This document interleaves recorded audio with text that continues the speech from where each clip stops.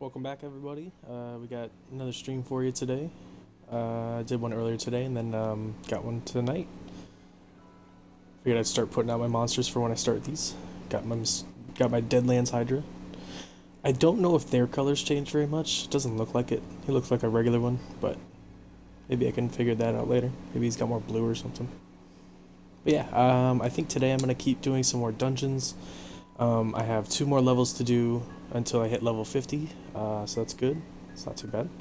I also want to farm up a couple things. I need to keep going with the Griffin because I don't have enough of his. Wrong side.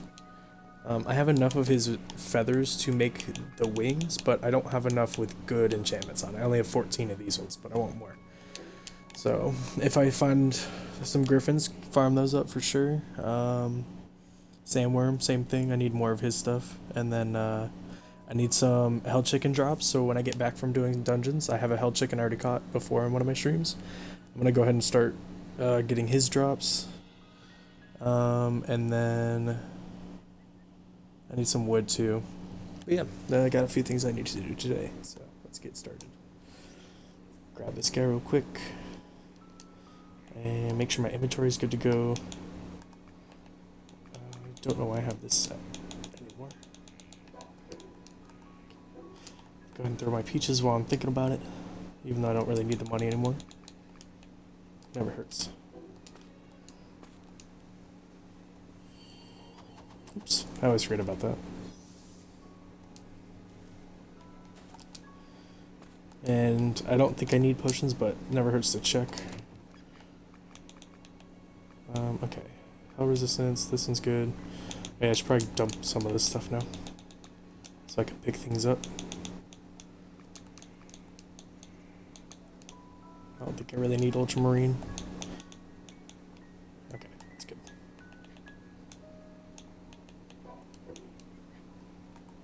Better. Alright, and then I think I'm good on the other potions as well. I mainly use stamina potions, but... Oh yeah, actually, good thing I checked, because I need more. I'll just grab the 59 for now, that's fine. Alright, dungeons. And if I remember correctly, I did through this one, so I have to do 1, 2, 3, 4, 5 more islands. But it's like 25 dungeons at max, it's not that much. But let's start with the Hell Island, because I want to grab some of the logs that are on this island, and I'm just now remembering I should have grabbed my lumberjack sword. Anytime you're going to plan on getting enchanted wood, grab your lumberjack sword, because you're gonna only get a couple enchanted logs per tree instead of like 20 or 30. Plus, if I had that one skill, it's on the actual swords, but this one, Gatherer's Frenzy, when you activate it, you get a lot more of whatever you're trying to get. So I don't remember where I put it. There we go. Yeah, see how there's the skill on it? I can activate that when I'm holding it, and it also has another skill attached to it as well. So the Gatherer's Frenzy is an activated skill. It gives me 5 levels of that, so it's like, it already unlocks all of them. And then it gives me 3 levels of Sense of Lumberjack as well. So if I go over here, not this one, it's this one. So there's a chance to gain additional wood when chopping natural trees. So it's nice to hold this. And if you're dual wielding, I think you get 6 levels of that lumberjack. So if I was smart, I would have kept my other sword instead of getting rid of it. Yeah, because I think I have dual wielding as I put a point into it just so I could have it. Combat, yeah, for 2 points. But yeah, lumberjack sword's really good. Plus there's dungeons on this island, so I might as well go ahead and run the dungeons while I'm here. Alright. Everybody's favorite island, where everything tries to murder you. Okay. So I can just pretty much hit all these, like, hooks. They're the trees. Let's go ahead and put this on my inventory. Won't be needing my axe, so I can replace that. So once I'm holding it and it's equipped, I can highlight the actual button. I'm not going to do it right now, but you can use it like a skill, and then you'll activate that Gatherer's Frenzy. You know what? Let's put the healing food there. Power resistance there. So just by wearing this armor now, this blue armor, I get heat resistance and hell flame resistance. So I think I might not even need the potions. Maybe. Because it would be telling me right now if I was getting hurt. That's good. Kind of forgot about that. I always just went straight for the potions because honestly to me that's easier than trying to craft some decent, you know, dragon armor. Because you still have to like farm 10 scales from either the Reaper, the red dragon, or the axe guy, I think. But yeah, so, oh yeah, let me go ahead and activate the skill. Now I should be getting a lot of enchanted wood from this, as long as these guys leave me alone. Alright, this is why I just do this. Okay, leave me alone. I just gotta watch my health while I'm doing this because you hurt yourself while the skill is activated. I don't know why it's not doing that.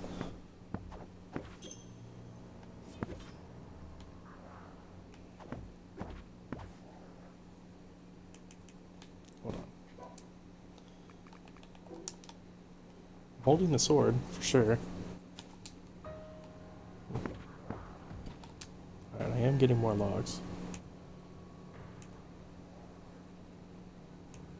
It's this one. This one.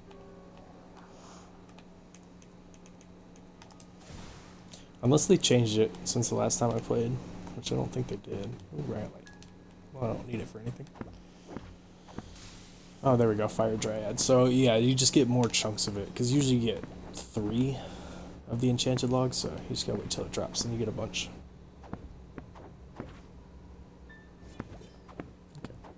It is still working. And then the cooldown is still pretty long though. Which ones am I going for again? I need both anyways, but I need both the Fire Dryad and the Fire Deceased for attack build and my magic, so let's grab a decent amount of both.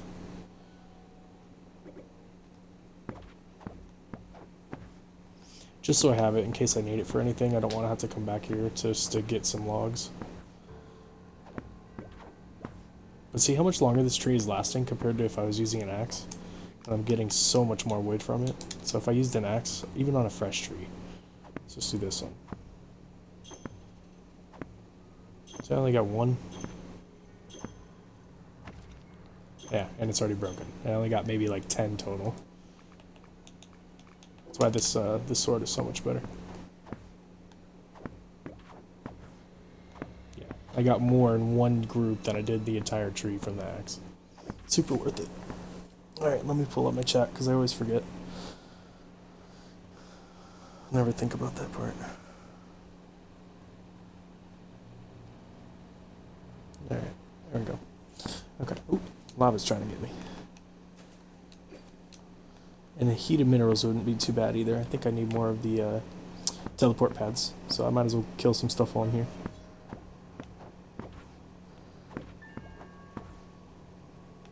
There we go. Keep giving me some of the good stuff. There we go.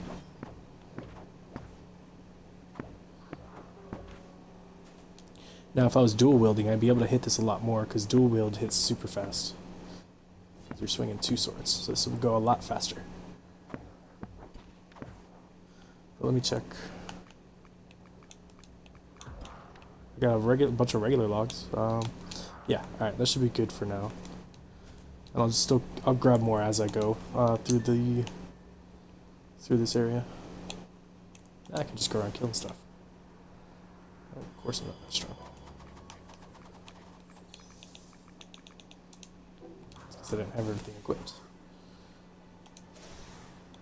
Eat that.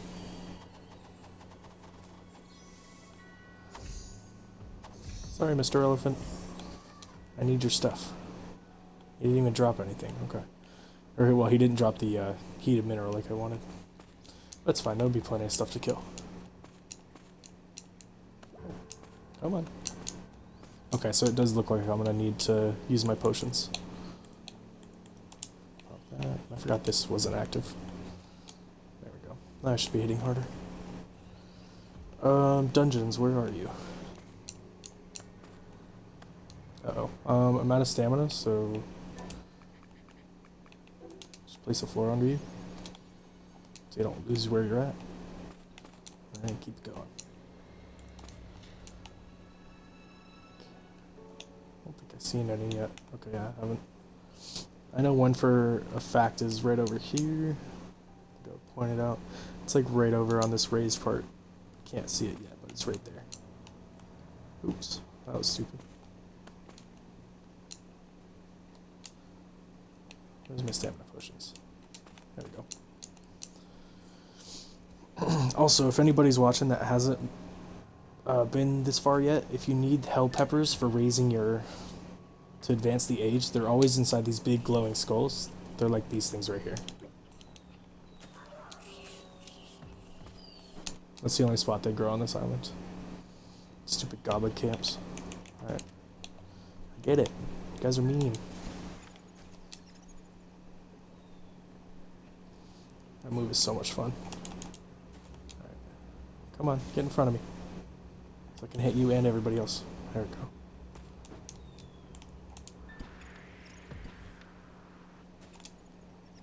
Alright, where's my heated mineral? There it is. That's how you get heated mineral, so you just gotta kill people. Or you can grab your pickaxe, and these rocks drop... Come on. They drop heated mineral, if you could ever get to it. Hold on. There we go.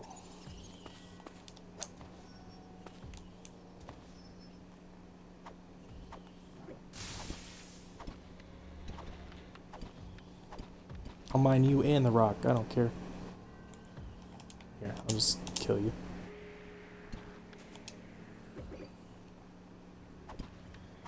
Let me give an example. There we go. See? And it drops 4 per rock, so you're going to need to hit a few to get the 20 that you need to advance the age, but there's another hell pepper. I've already passed that point, but in case anybody ends up watching this that needs the help, this is how you get that stuff. Also, usually there is the shield still up there. I'll show you this too. You get to kill 3 of these guys. They're lava golems. There's 3 of them on the island. They're usually nearby those chains when they come down. Oh shit, I didn't realize I was low on health. Anyways, you're supposed to kill 3 of those guys, and then you can unlock the Dark Anubis at the top. Whoops, didn't mean to do that. Get my health back. Okay, well, there weren't any dungeons over that way, so I'm gonna go north instead. This way. And actually, if I was being smart, I would just use my pets. Let's go with this one. Fafnir. Whee! Big guy. Okay. Ooh, sorry. Oh, sorry. I did just look at chat, don't read. So can we get one of those and farm them outright? One of what? Oh, the golems? Or the elephants? But your answer is probably yes. Oh, hell peppers, yeah. So the hell peppers, if you get lucky when you pick them up, you can get a seed from it. Maybe I did already. I have them back at base. But yeah, you can get seeds from them and then plant them in the medium-sized planter, so that way you grow 2 at a time, and then you can farm them. They're used for making hell resistance potions, so these things.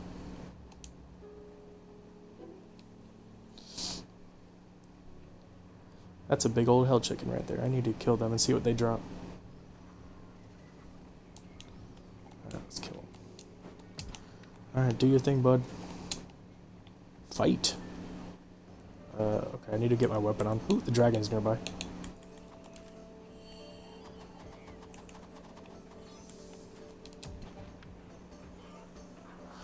Extractors.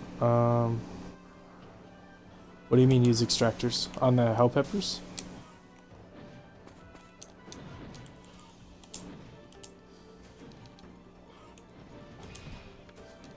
when they grow in the crop, or once they grow in the planters, you just cut them down, and then you should be able to just collect them with the chest and an absorber. Okay, raw chickens and hells. What is hells? Should probably not do this right now.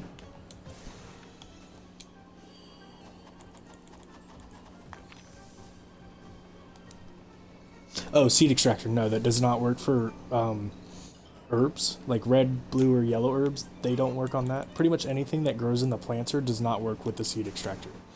But once you have one seed, you don't need any more because they grow perpetually, or in perpetuity. Once you plant it once, anytime it cuts, it'll just keep growing. So you don't have to worry about having more seeds. Dragon's dead. So yeah, once you get that first one, you're fine. As long as you don't destroy the planter after you throw the seed at it, you'll always have it. Okay. You need to chill out, bro.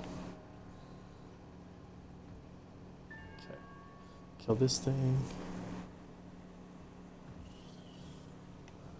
Yeah, but once you have that first seed, you're good to go. Okay, where is these damn... I don't think I've ever really focused on doing the dungeons. Oh, there's one off in the distance on Hell Island, so I'm usually don't really know where they're at.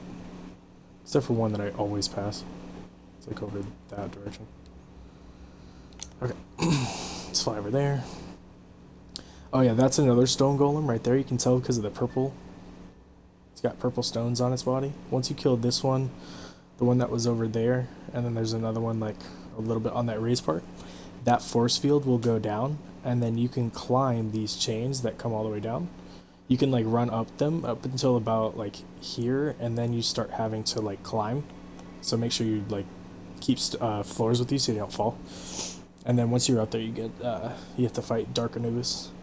And on Hell level 5, he drops these scrolls. Where are they at? These ones. These are what you can use to force spawn bosses. And then level 7 Hell Island, he starts dropping these things, which when you throw them on enemies, it raises your chance to get their better equipment and stuff. So it's pretty important. I just haven't spawned... Oh! What is that? Oh, another dragon. I haven't farmed for his sin potions that much. Haven't gotten to that point yet. Air fight! Where you at, dog?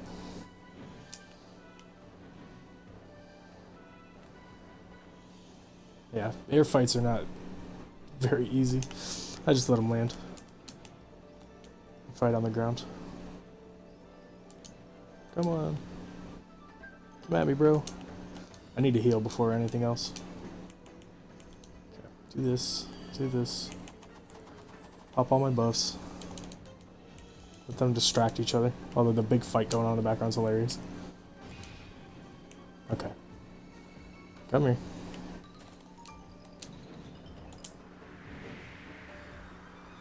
The staff is in the way. I wish they would get rid of that when you're doing this move. There we go.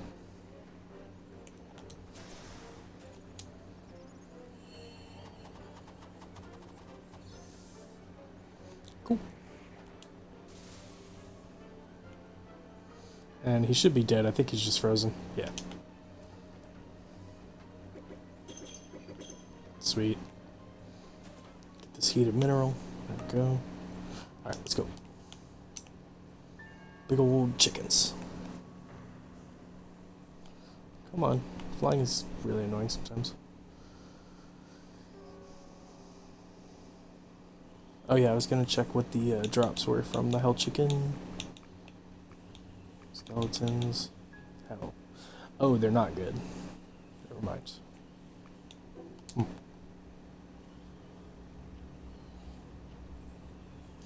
I forget why I needed to check that. Why is he not flying straight? Can I not fly over lava? Okay, it's weird. Alright, well you can follow me or not, dude. I'm going in here. Come on. And he'll just follow me right in here. Then I can just do pulling back or not. There we go. I just don't like them in the caves. They get all weird. Wow, that it was quite the seed. Where was that? It was a mystery seed. Might is right, destructive, final, deadly. Jesus Christ.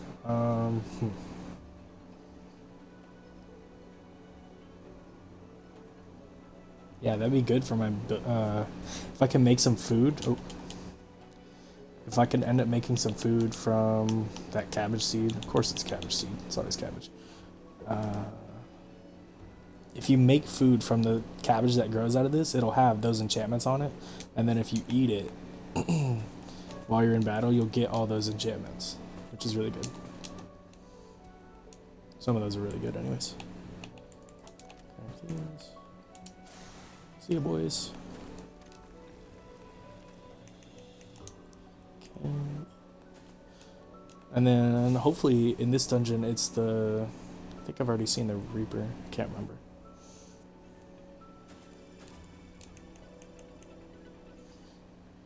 Yeah, I'm always running out of stamina.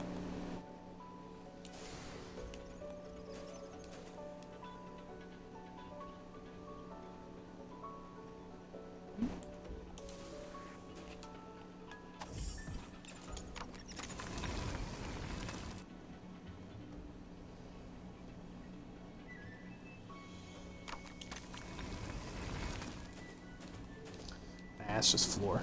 Do I have chain bullets? I do, but I don't want to catch her. I will eventually, but she'll probably be the last one I catch, just because she's useless.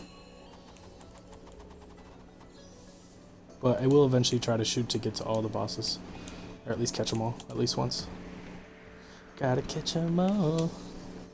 Craftopia. Sorry, Nintendo, don't sue me. Or whoever owns them. Konami? I don't know. I hate this spell that they use against you. It makes you move really slow, but you can still dodge roll and air dash.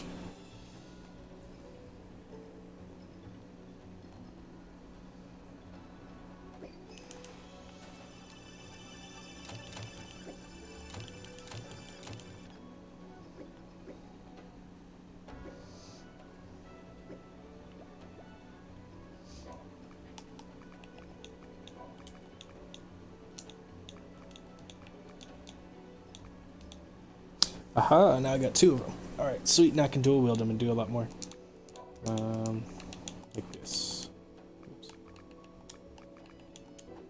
There we go. And now when I go to the trees, I can just go ham on them.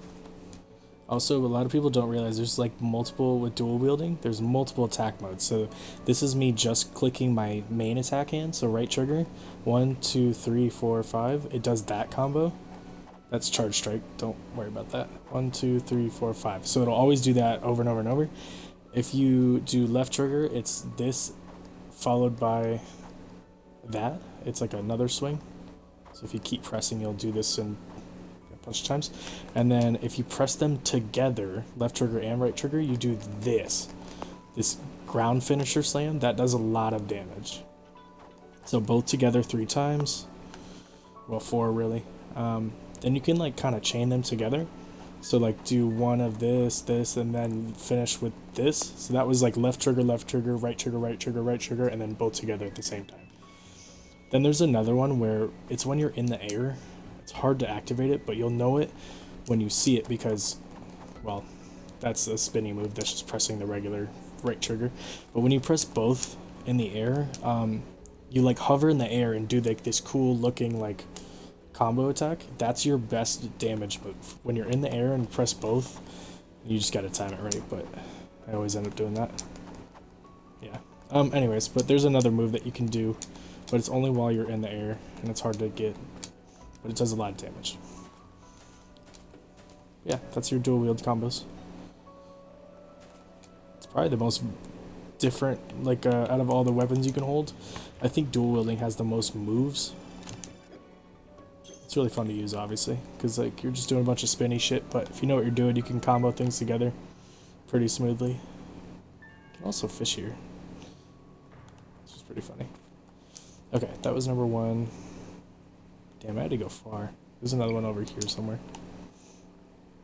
Alright, let's get this guy back out.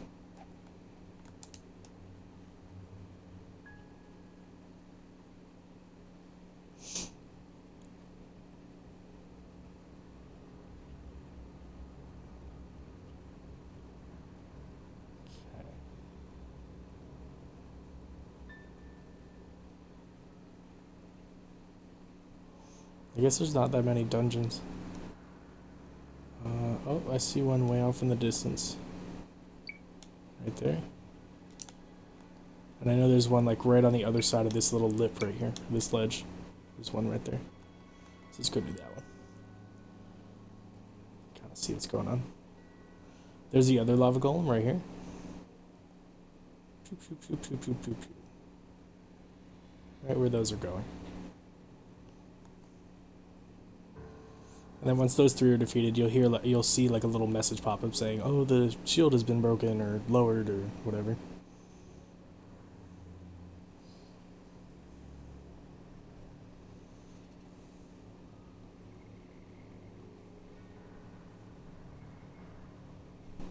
Yep, right there.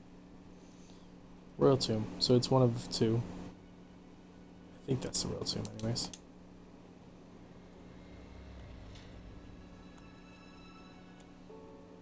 No, it's not. It's a mini game.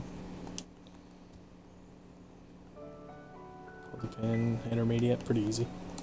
Come on. Let's go. Yeah, so everything that spawns on this island gets that weird, like, red fire looking thing. I don't know. Even her.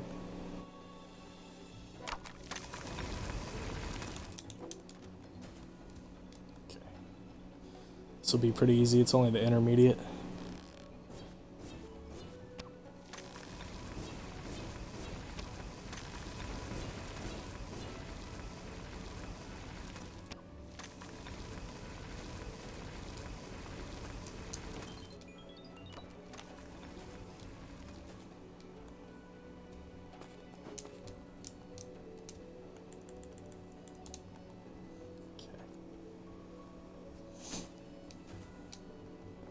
Alright, second stage is a little bit harder. But just think about how they're gonna fall down. Or you just think about from the bottom up. Like where, like, I don't want to pull that one, obviously, because then they'll just fall here. I'm just gonna pull this one now because it's not doing anything. I want them to get gathered in this corner so they fall here, so I can just jump up. So this one will stay. This one's gonna go. I don't want them to roll into the lava, so this one's gotta go too. And then once that's gone, I can go ahead and pull the pin at the top and go from there.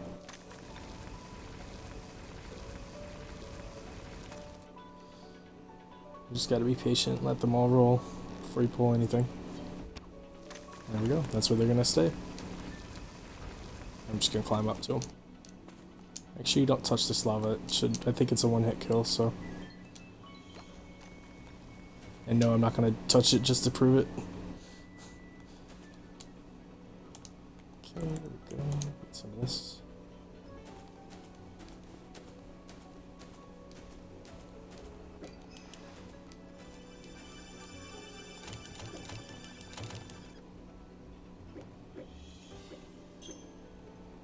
Ooh, see?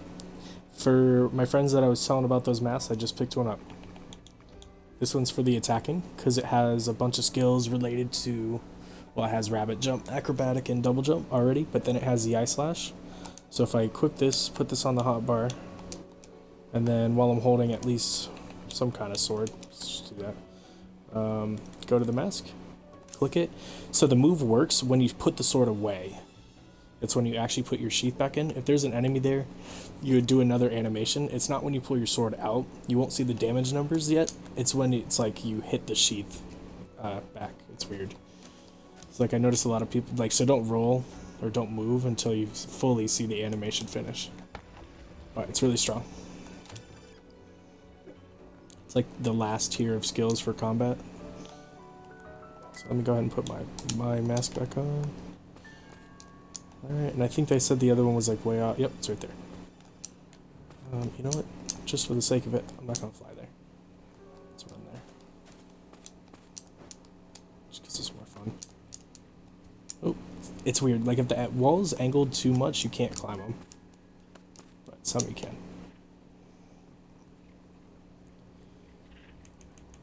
Okay, pop that. Right, let me show you the dual wielding with the lumberjack swords. How good they are when you're dual wield with them.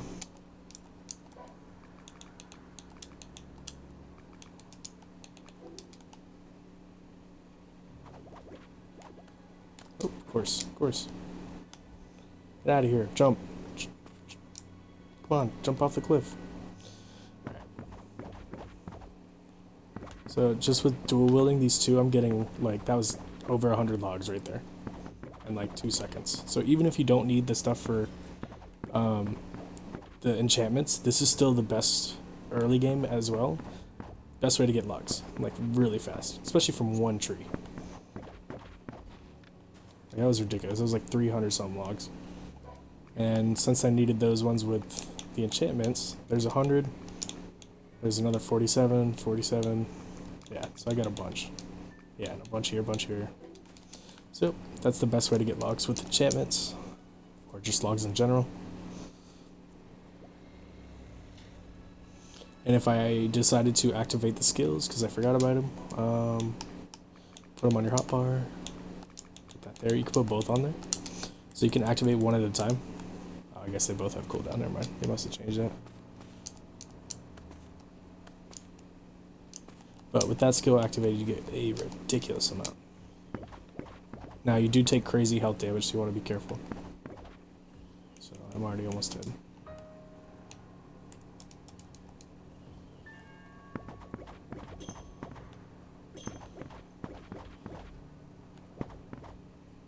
Yeah, I almost just died. Okay, let's not do that anymore. Eat this, and eat this. Now, right now, eat it, eat it. Oh my god. I would have just died if I hadn't eaten it that second. Whew, okay, let's get in this dungeon. But that's why these swords are really important.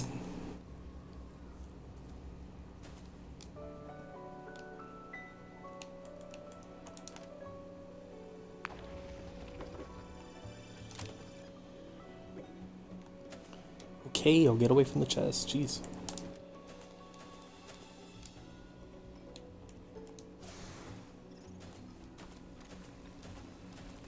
Oops.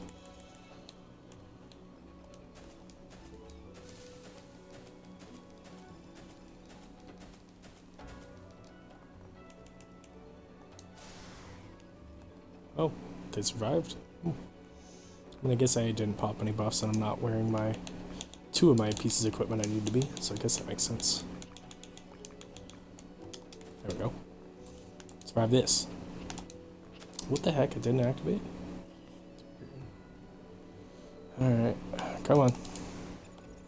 Come get some. There we go. Alright, there's one more. The door didn't open. Where are you? I see you. Sweet. Damn though, I feel like the lava is coming a lot quicker than normal. It's like the third time since I gotten down here.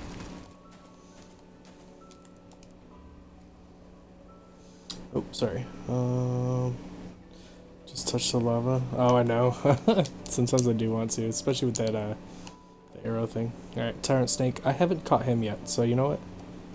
No, he's not at his highest level. If he's above 90, I will, but he's not. He's 86. Oh, wait.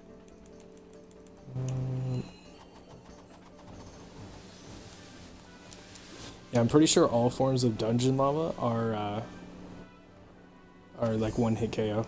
They're like 1,000,000 damage or something like that. What am I doing?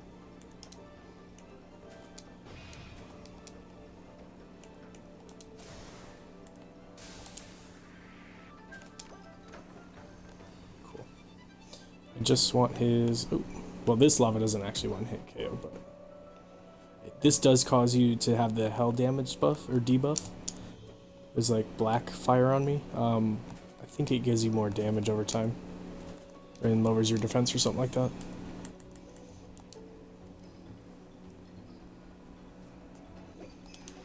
Alright, if I run into another dungeon that has the like the pull the pin thing, I'll touch the lava and see if it does.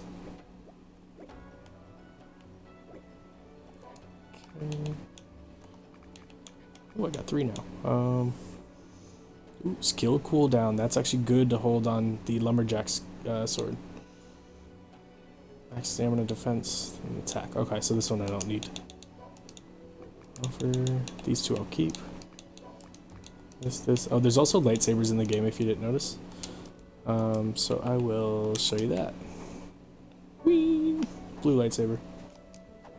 And you can dual wield them too, which is really freaking dope. I thought that was like one of the coolest things when I first found those, and I dual wielded them. Oh, I was so happy. But I don't need them because they're not super strong. They are early game, but not right now. Also, don't want to get rid of those. Offer. Sweet. Grab these.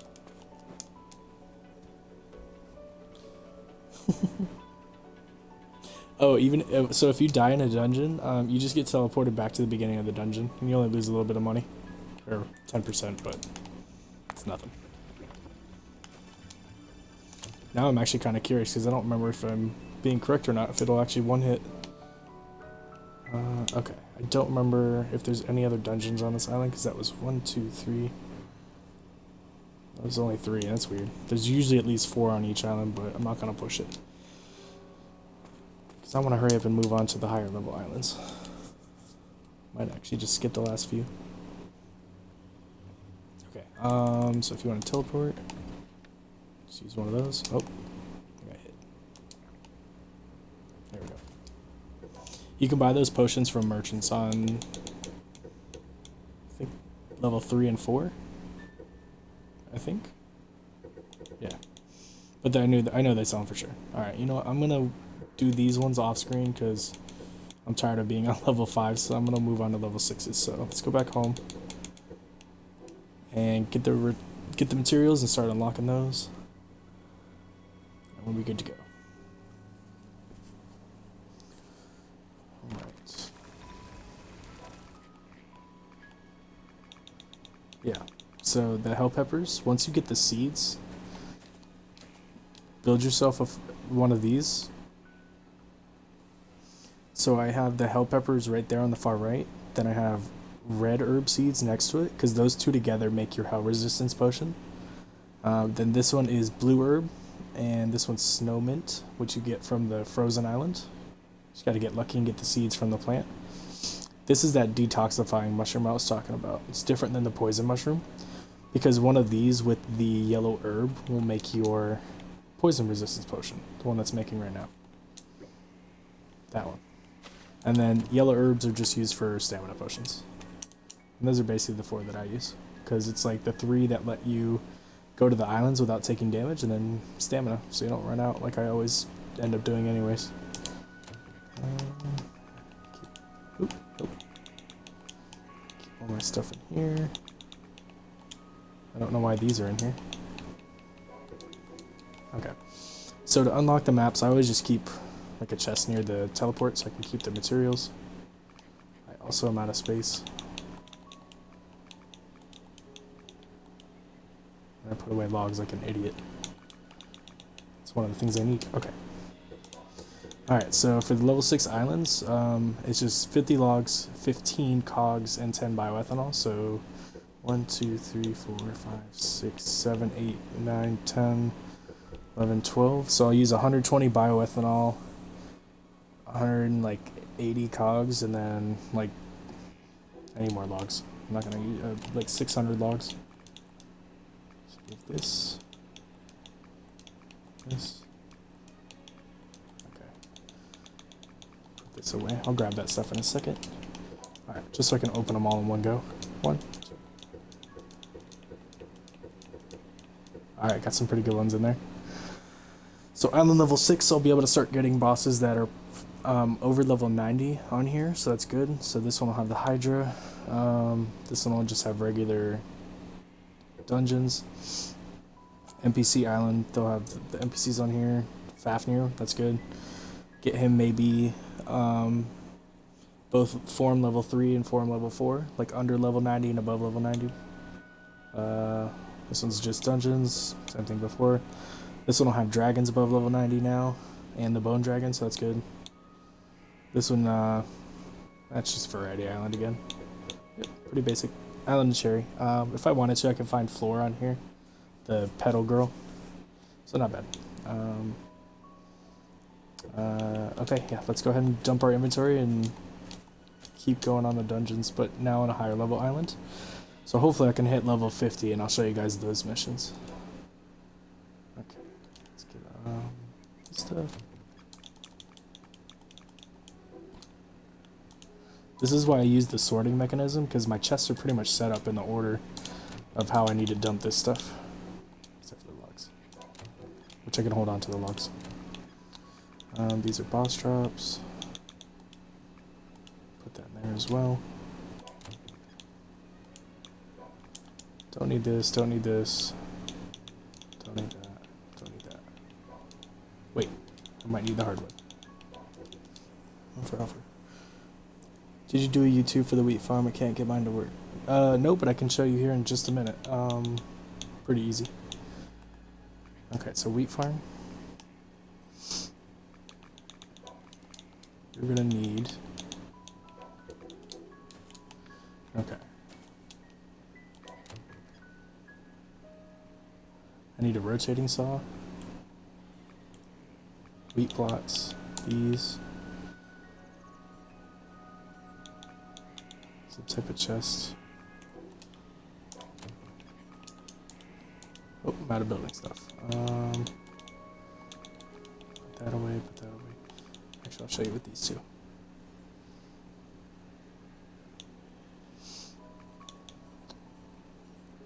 No, I don't need to mark it. Wheat plots, there we go. I probably need more than that. Take that. I also need cooking pots, which I have. Okay, perfect. And I will show you on a new area, just so you can see exactly how I start.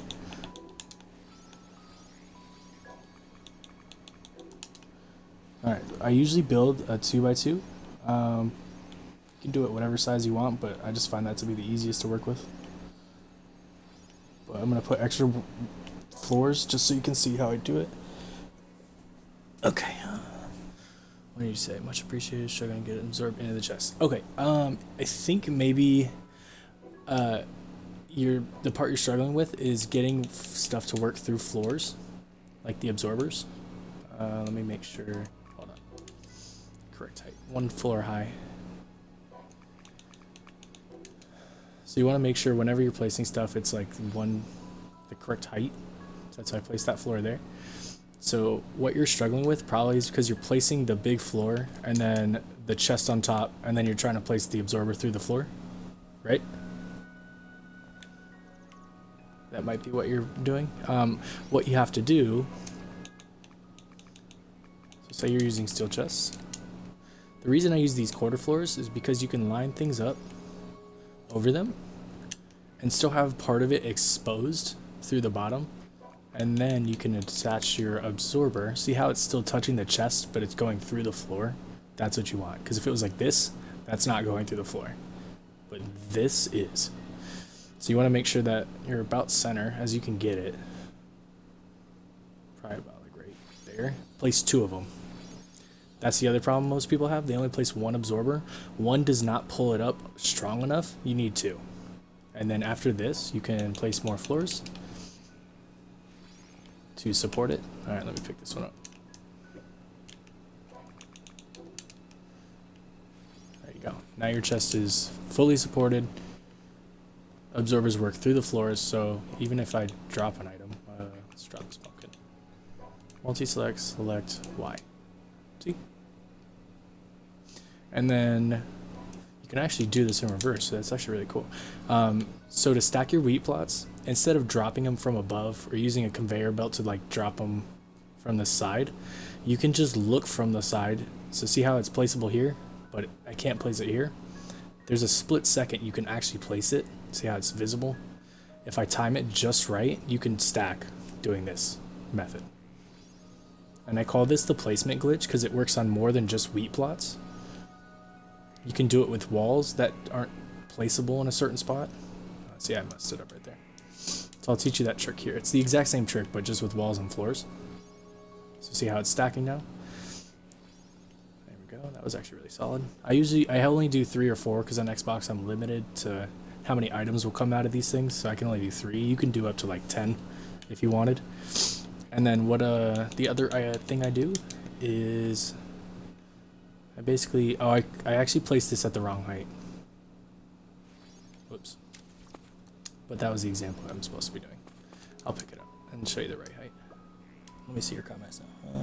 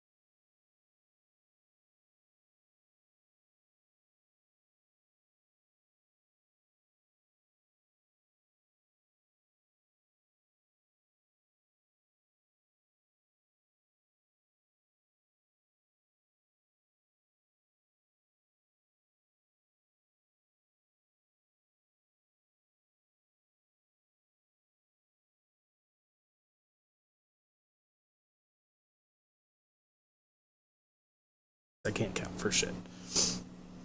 No audio? Oh, you can't hear me? Uh-oh, that's not good.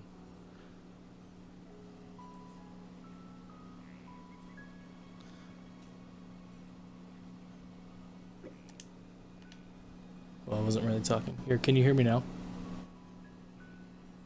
Oh, okay. I may have just not been talking. Okay, so back to the example. So I usually, this is like one of the first things I try to set up. It actually is the first automation I set up, because you don't need green monos for it. Oh shoot, I probably should have left that one there.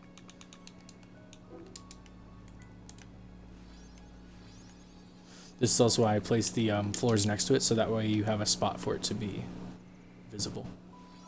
There we go. You do this, same thing. It just takes a little bit of practice and patience.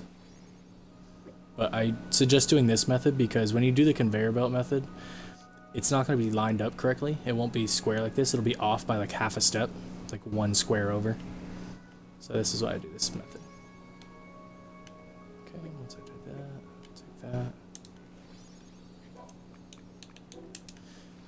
And don't be like me and accidentally make a swastika. Because if you face them a certain way, it's not good. I noticed that in one of my videos. I was like, oh god, hopefully nobody else notices that. Okay, and then at this point, you basically need a sprinkler. So I'm just going to steal the one that's over there. Because I don't really need it right now. Sprinkler, there we go. That's why the retriever rod's super good. You can pretty much pull something from the entire map, like, away. So if I saw something over there, and I could grab it, like, from on top of that thing. Alright, so now that that's growing, next step, I'll do glass walls just so you can see what's going on.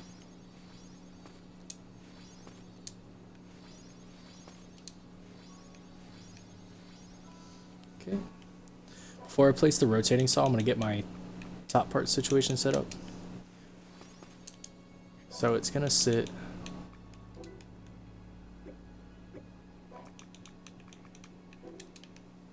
up here.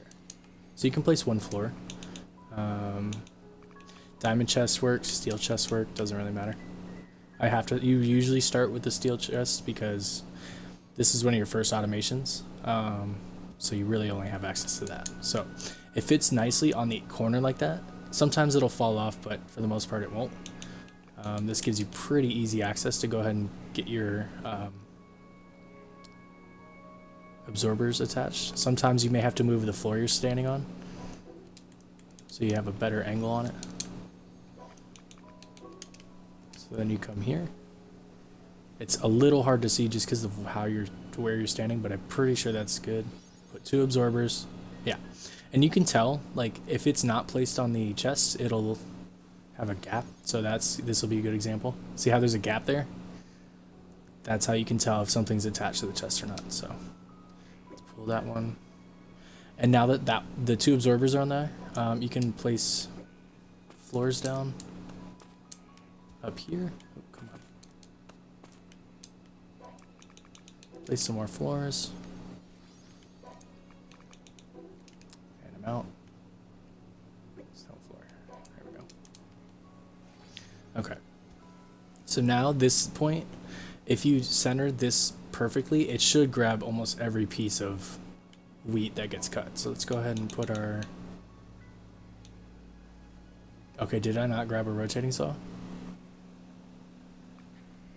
Okay, maybe I didn't. You know what? I think I can... Oh, no. Oh, that's right, because I never picked it up. There we go.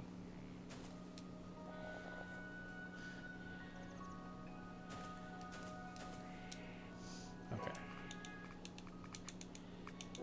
And when you place it, you can just jump place it. Sometimes. Shoot. Alright, dead center, I guess. But because I'm an Xbox, it's going to mess up.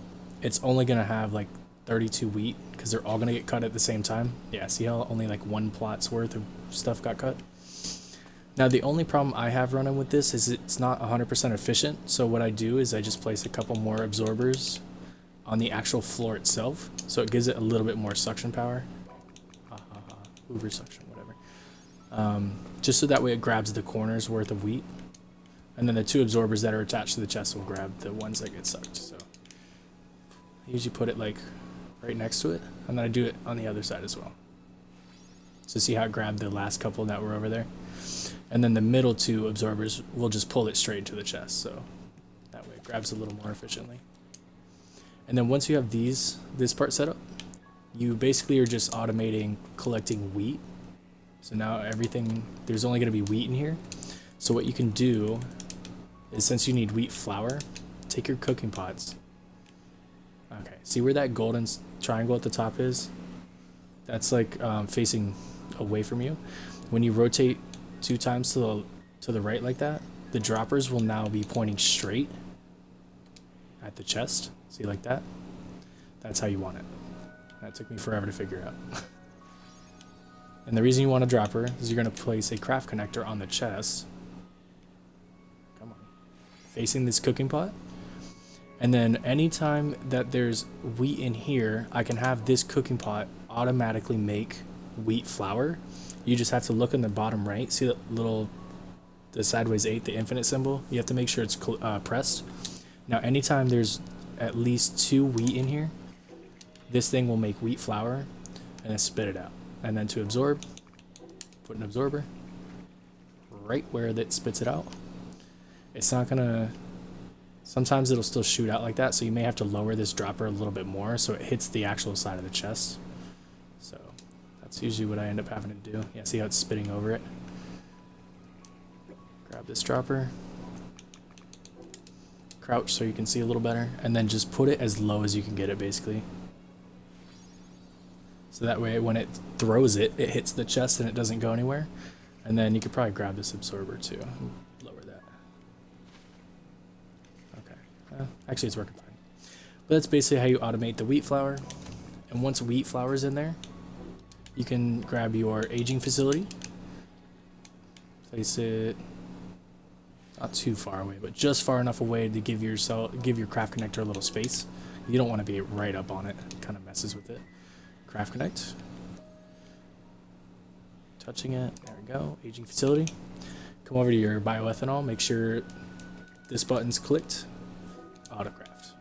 And then throw a dropper. Once again, really low. Dead center. Try not to make it clip through the floor though. See how like the lip is underneath the floor? Don't do that. Make sure it's a little bit above the floor, because you don't want it throwing it underneath for some reason. and then absorber. The height on this doesn't matter too much, but you don't want it to be crazy high. There we go. And then I'd basically just, with one aging facility, I usually have 2 or 3 cooking pots. So I'd have a cooking pot here and a cooking pot here. And if I felt brave, I can do another one of the, let's put it, oh, put it there. I could put another aging facility up here. Make sure you're connecting it to the grid so it's easier, because this free placing makes it not straight. You want it straight. Place it like that. You want it to be supported but have a little bit of a lip so that way you could still access the bottom of it. Throw another craft connector like here, and it should work.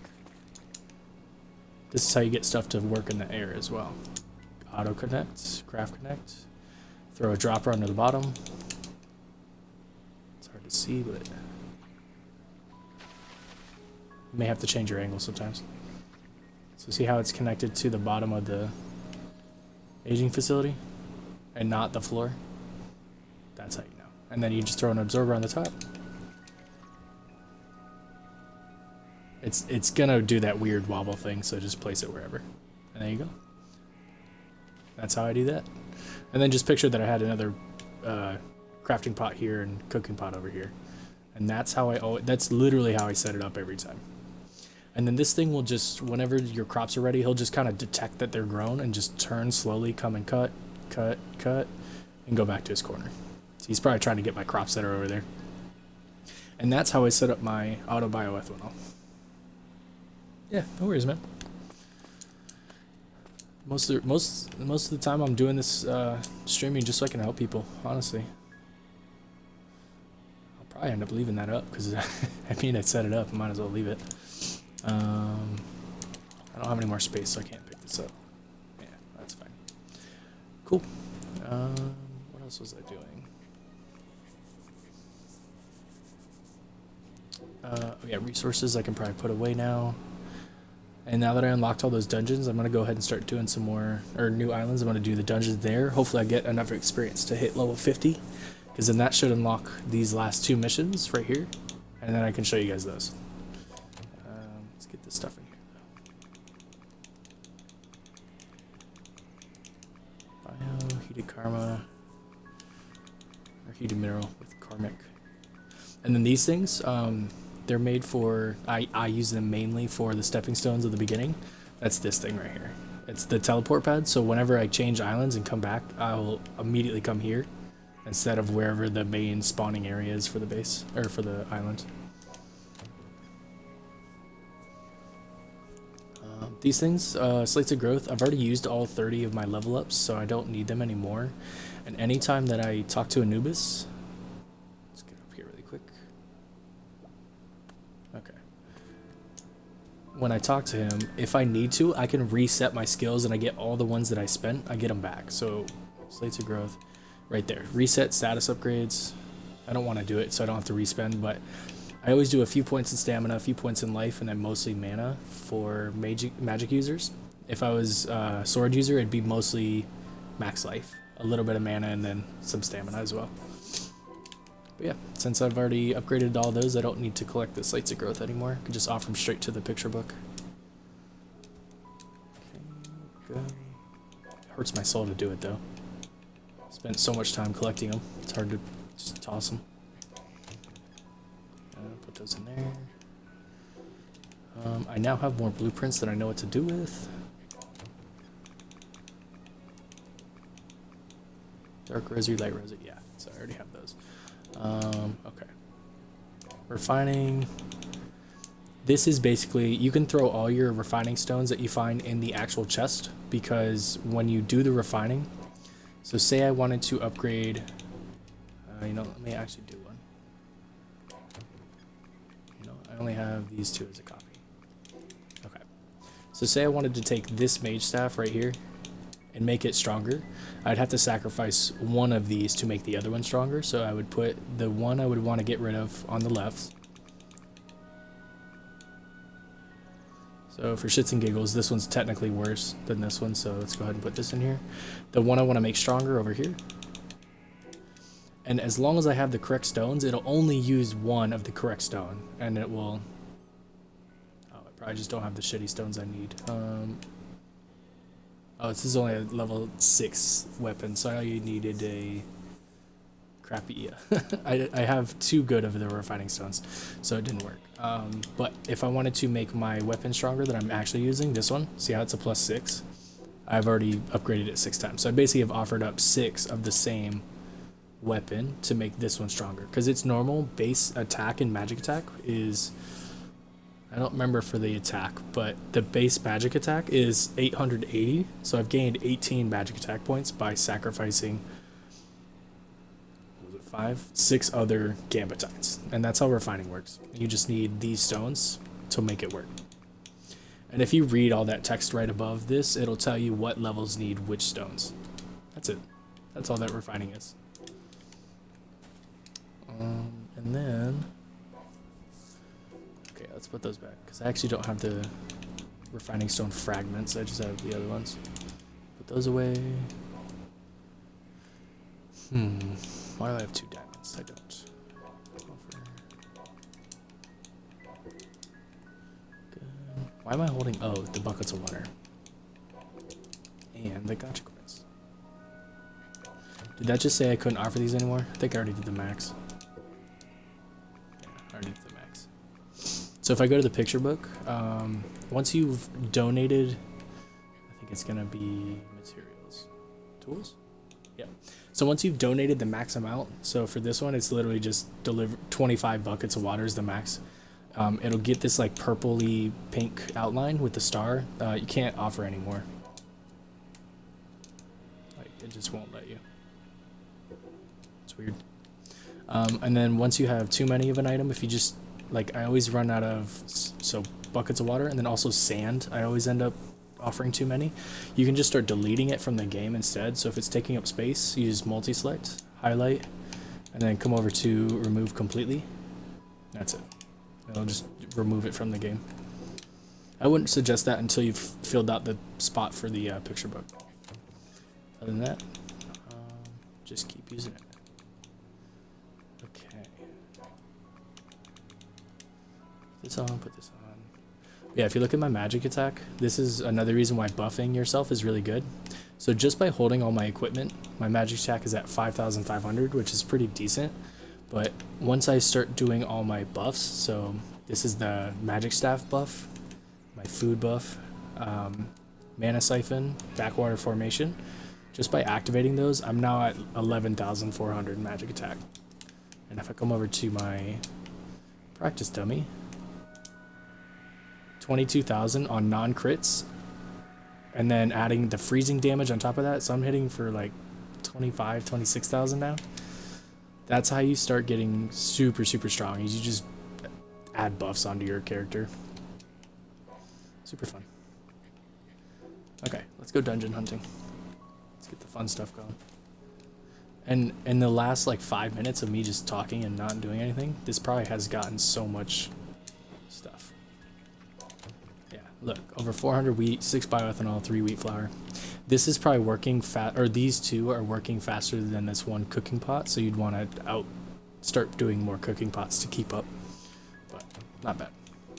Works pretty fast. So anytime I see people hand farming like you guys are doing yesterday, it just hurt my soul. I'm like, ugh, you can just have this and walk away from it. Like, oh my god. Okay, so finished most of these.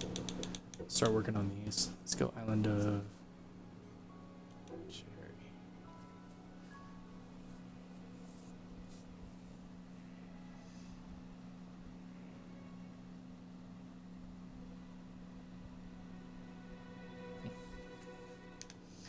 All right.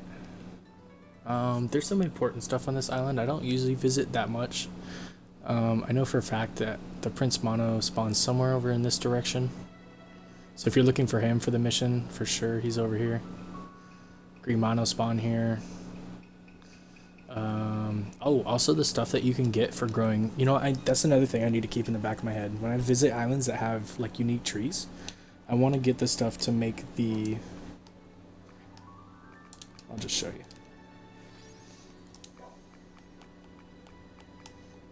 So these things, all these like different types of trees, I want to start planting them on my base.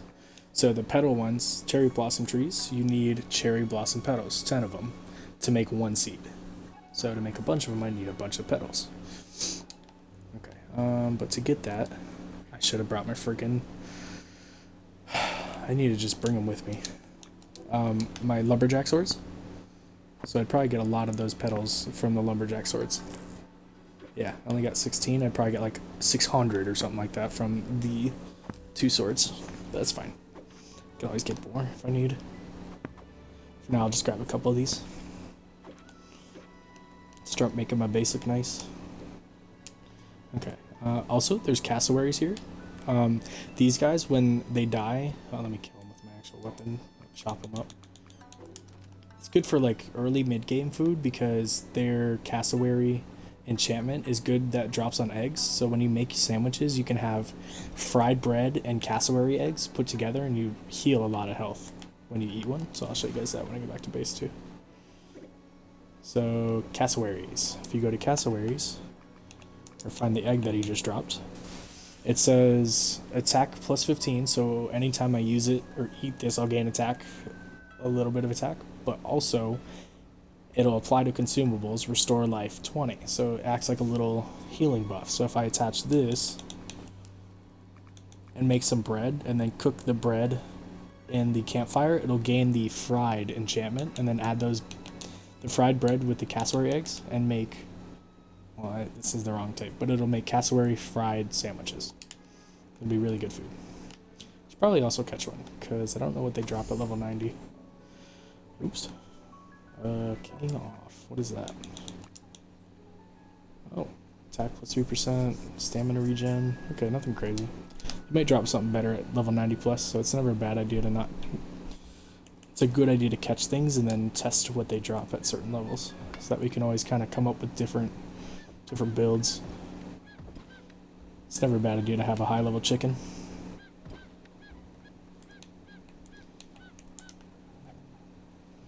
Always raise him over level 100 and then, oh, okay. He fits better on the breeding machines because they're so small. They don't look as ridiculous as like a level 100 sheep. Okay, what else? Dungeons, that's what I was doing.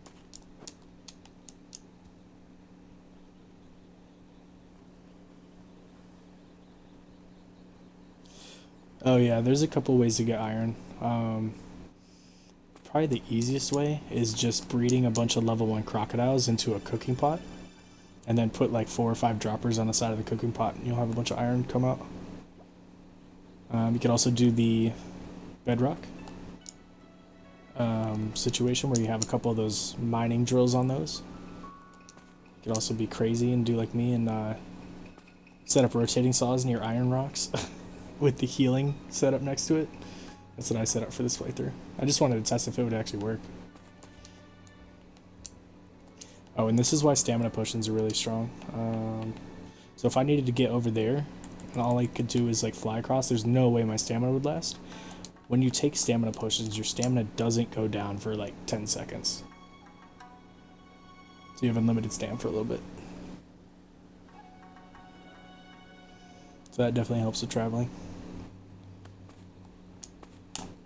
Also, anything related to stamina drop, it does not do while that potion is under effects.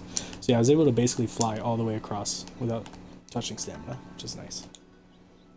Although now I need to find these gosh darn dungeons.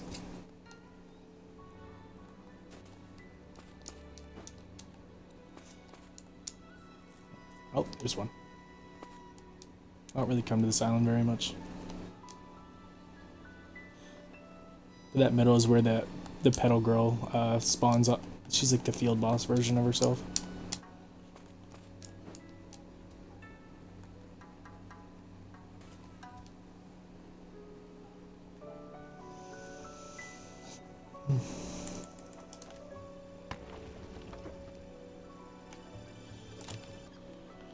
Honestly, I'll probably break the 100 stones just by doing the walls behind the dungeons. Or 1,000 stones, or whatever it is.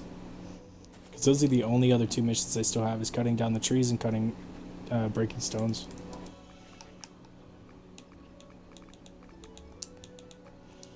Why is my hotbar so messed up? God, they look freaking creepy. Okay. Equip.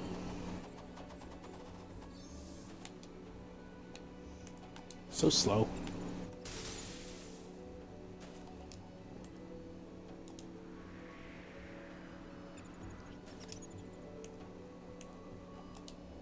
One of my favorite spells, Time Lock. It's awesome.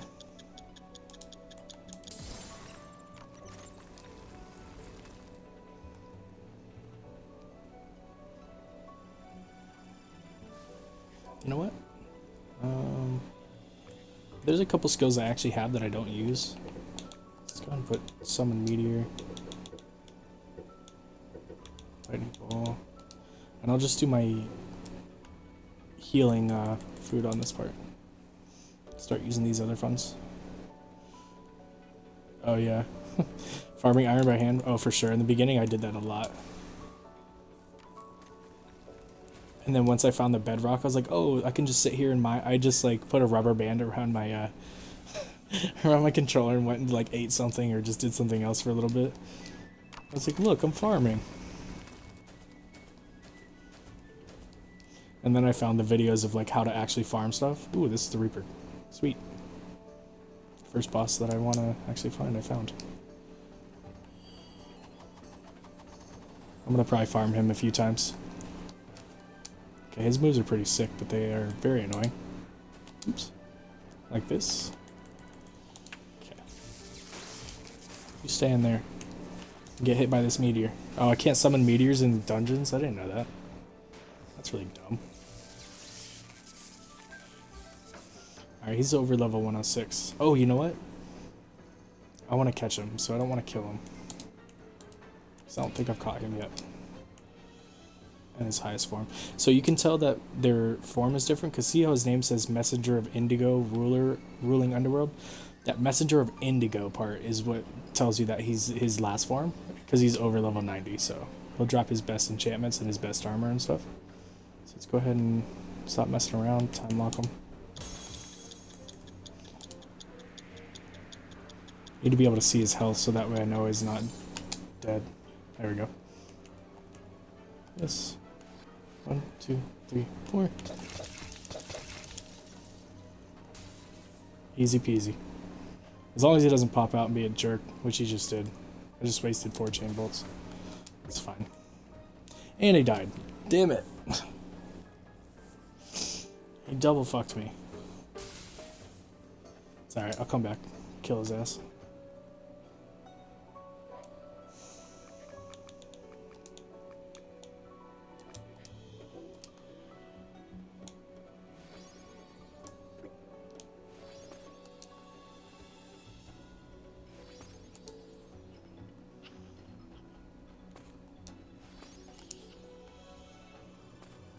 If you ever want to give yourself a fast travel ability, these dash pads are awesome. Because then if I, when I come back to this island, if I need to farm him again, I can just run in here and dash pad myself. But I don't want to put one here, so I have time to like get myself situated. Heal myself, get my buffs active. Be mad that he wasted 4 my chain bolts that are not easy to make. Alright. Listen here, Sonny.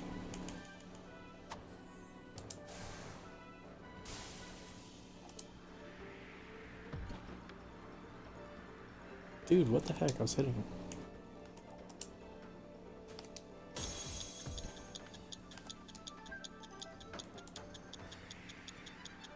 There we go. Hit him. Hit him. Kill him.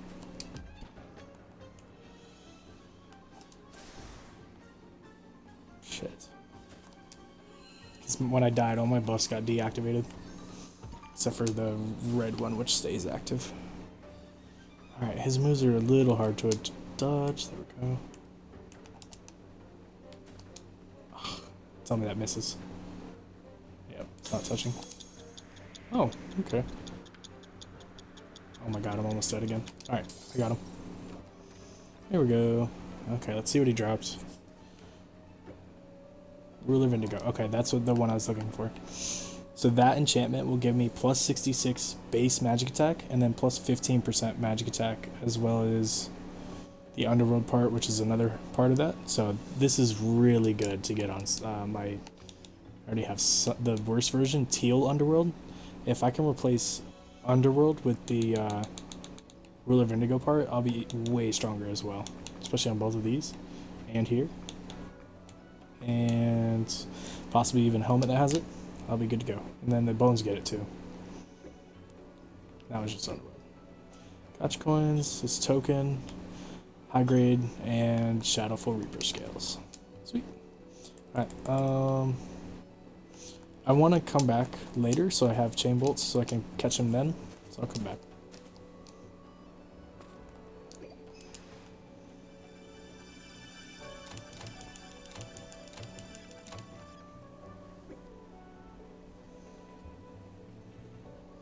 Oh, you're good, bro. No worries.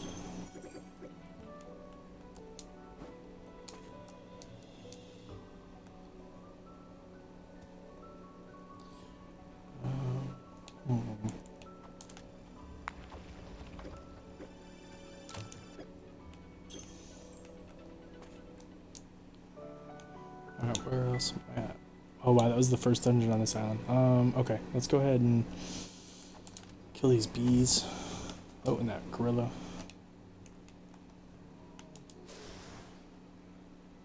Okay.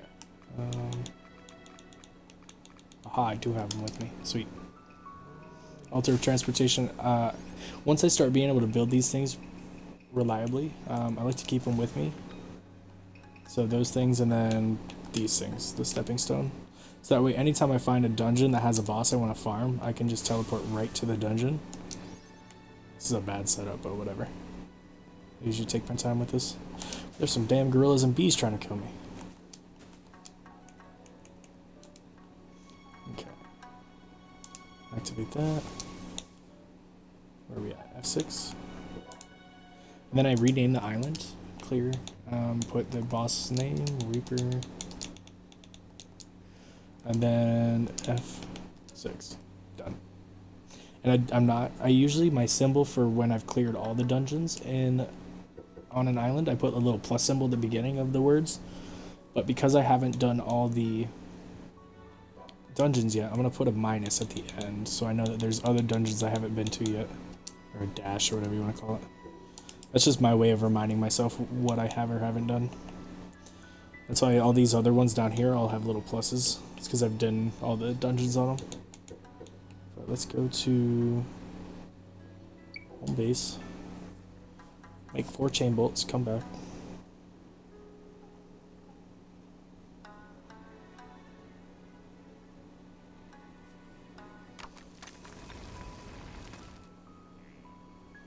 Why did I need hell chicken drops? What did that... What was I looking at for that? Is it this? No? Charcoal maybe? No. No. No, it can't be for that. So earlier I wrote down in my notes, like, check hell chicken drops, and I don't remember why I said that. It's really gonna bother me. I don't remember what I was looking for specifically. Maybe this? Paper? Nope.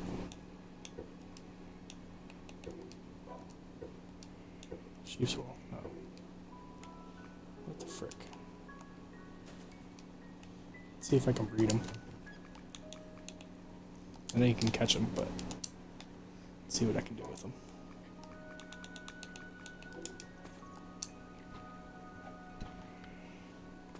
Alright, I guess you can breed them. Let's go. Now it's time to, now I gotta figure out what they drop at what level. Because all monsters have different forms. Well, some do and some don't. But if they have multiple forms, it's always... The first form is going to be levels 1 through 29. Second form is 30 through 59. Third is 60 through 89. And then final form will always be 90 and above. So I always like to test each form just so I'm not missing out on any good enchantments. So hell is terrible. Because sometimes if it's like you're breeding something and it's in the first form, it'll seem like it has really bad stuff, and you just kind of like say, oh screw it, I'll never want to do with that again. But some stuff at level 90 and above will drop amazing things. So best example of this would be like the Kevin guy. So at basic level, like, you know, in the 20s, he's just dropping Kevin as the enchantment, which is not great. But at level 90 and above, he drops 2 purple level enchantments, and they're both really good. So always get a test and see what stuff drops. So it's seeming like their first form is really not great. Alright, let's kick it up. So if you need to raise a level of something, you can do the breeding trick. Because right now he's breeding with a level 1. So let's go ahead and capture him. This is why I like to visit a level 7 island and grab monsters that are just super over leveled for no reason. I got a level 142 sheep off an island before. Oh, and I don't know what happened to that green mono. Let's go get him. Is he in the market? Oh. I don't know what happened to him. There he is. Okay. Because when you have a super over leveled monster, like something in the mid 100s, so I have 142, you can pull other monsters' levels up artificially. So this chicken that I want to raise up above level 90, I can do that. So now these things are popping out at level 96. But I need to get some floors down so I can catch these guys, which I don't have any floors. Fuck. Let's stop this production really quick. Wasn't prepared, I need floors.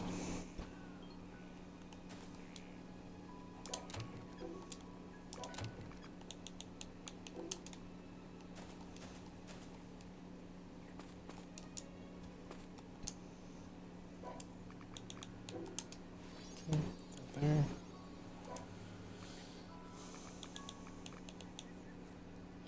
If I can get 2 level 95 or above hell chickens, I'll be straight. Actually, just 1 level 95 would be fine. More than that, anyways. Oh, 103. That was so fast. Give me that. Oh, these are the regular chickens. I put the wrong thing out. What am I doing? It needs to be the hell chicken. Hey, wait a second. Wait a second. Wait a second. Did I mess up somewhere?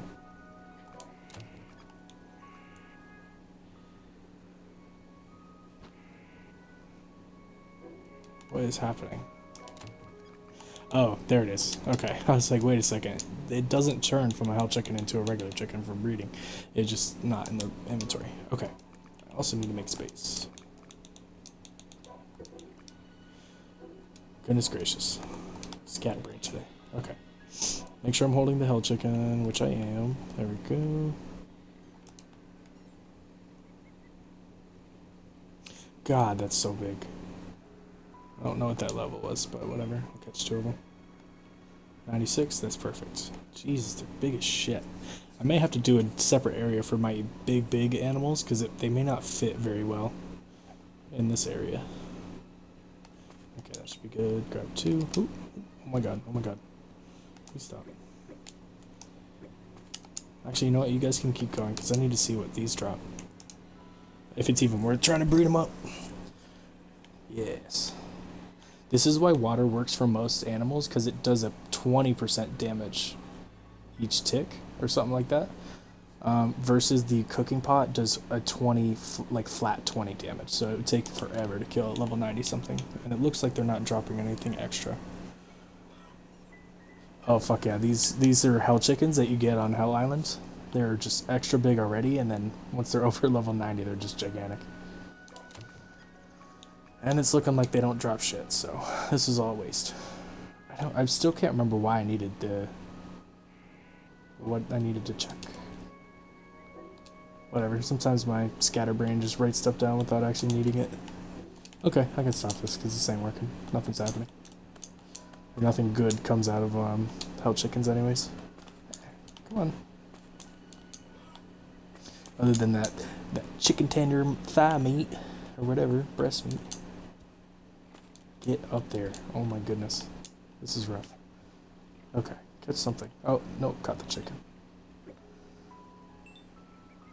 But I'm gonna eventually have to breed them up anyways, because they are used for something.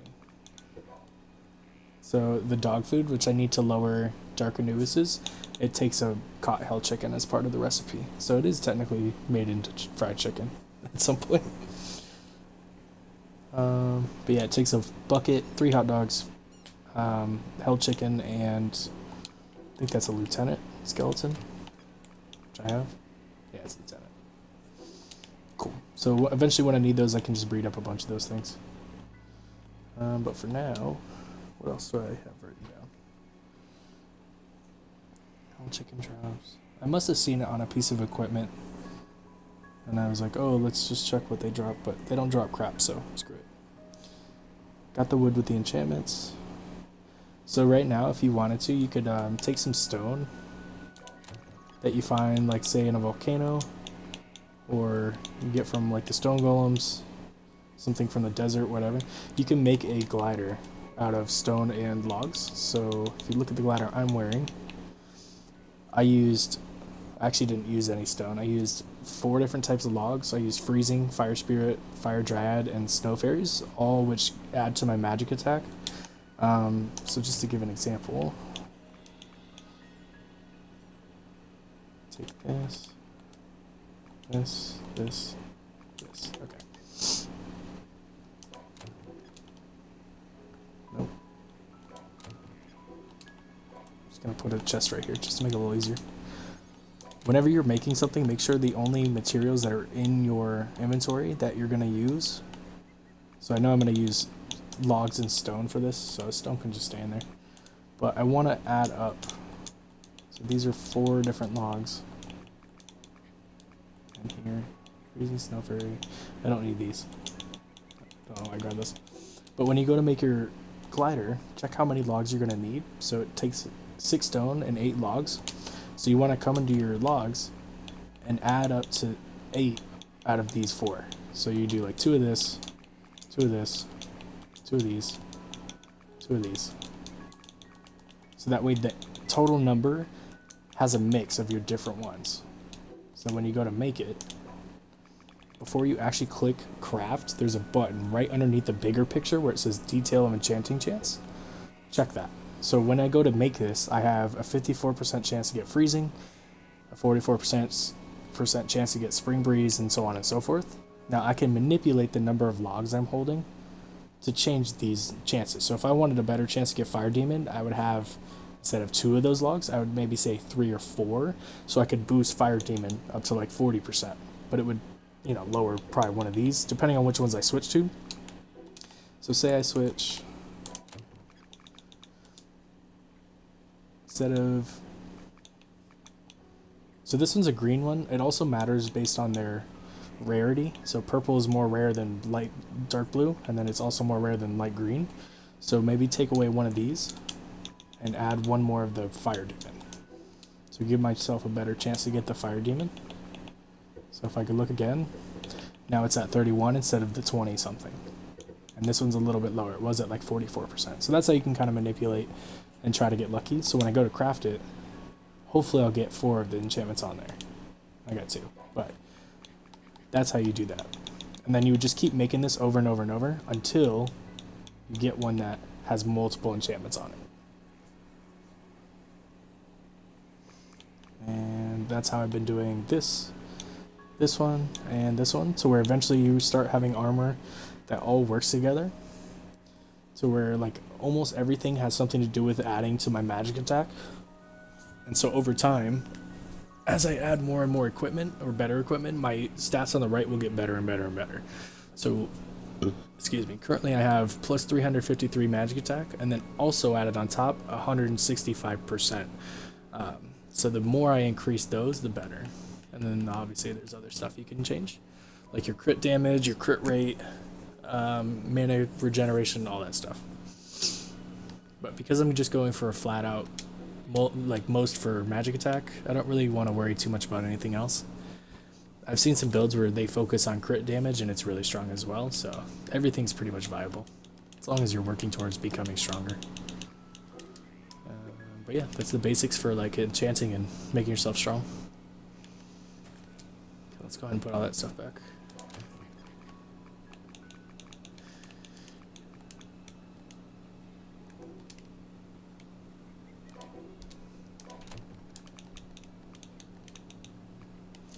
And then of course, once you run out of space, just kind of go through and look for things that have not great enchantments, and you can just get rid of them. And I'm probably not going to use elephant bones anymore, or pigs, so I can just get rid of a whole stack of this, stack of this, stack of this, offer away, and now I have room. Cherry petals, that's what I was looking for. Okay, so to make those seeds, where are you at? I need the petals, logs, clay, and water. Clay you can get from an abandoned mine, that's pretty easy. I think that's in here. I don't have a lot of it though. Water, obviously you know how to make that. Where's my water? Nope. I could have sworn I had water somewhere, like a lot of it. Not the buckets, but the like actual cups. I have 8 in my inventory.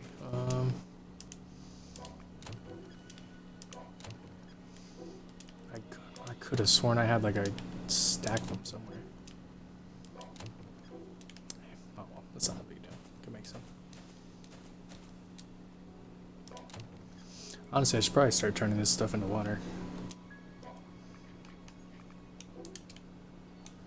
You want to see how much it takes to make a stack of 100 water? Oh, can't even hold that much.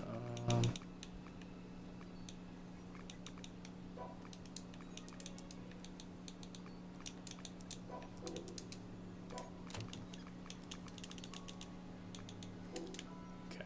Just to make one stack of 100 water takes 3,000 buckets of water. It's ridiculous. Oh my god. Okay, let's do it again though.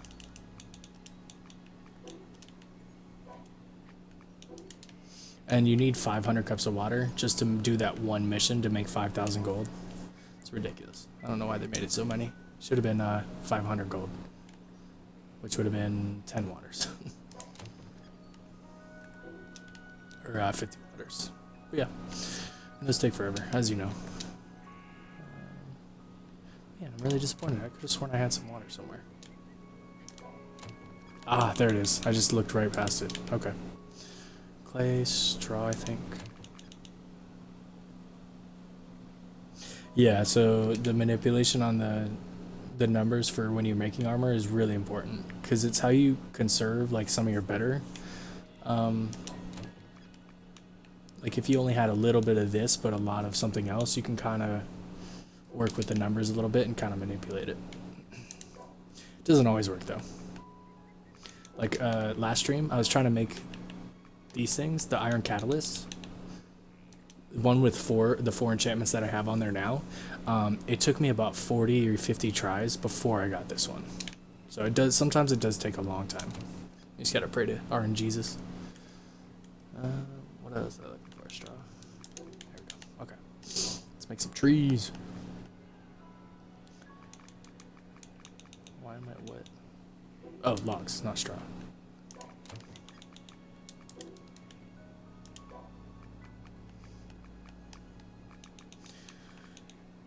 Start with. Alright, I'll do 2. I guess that's fine.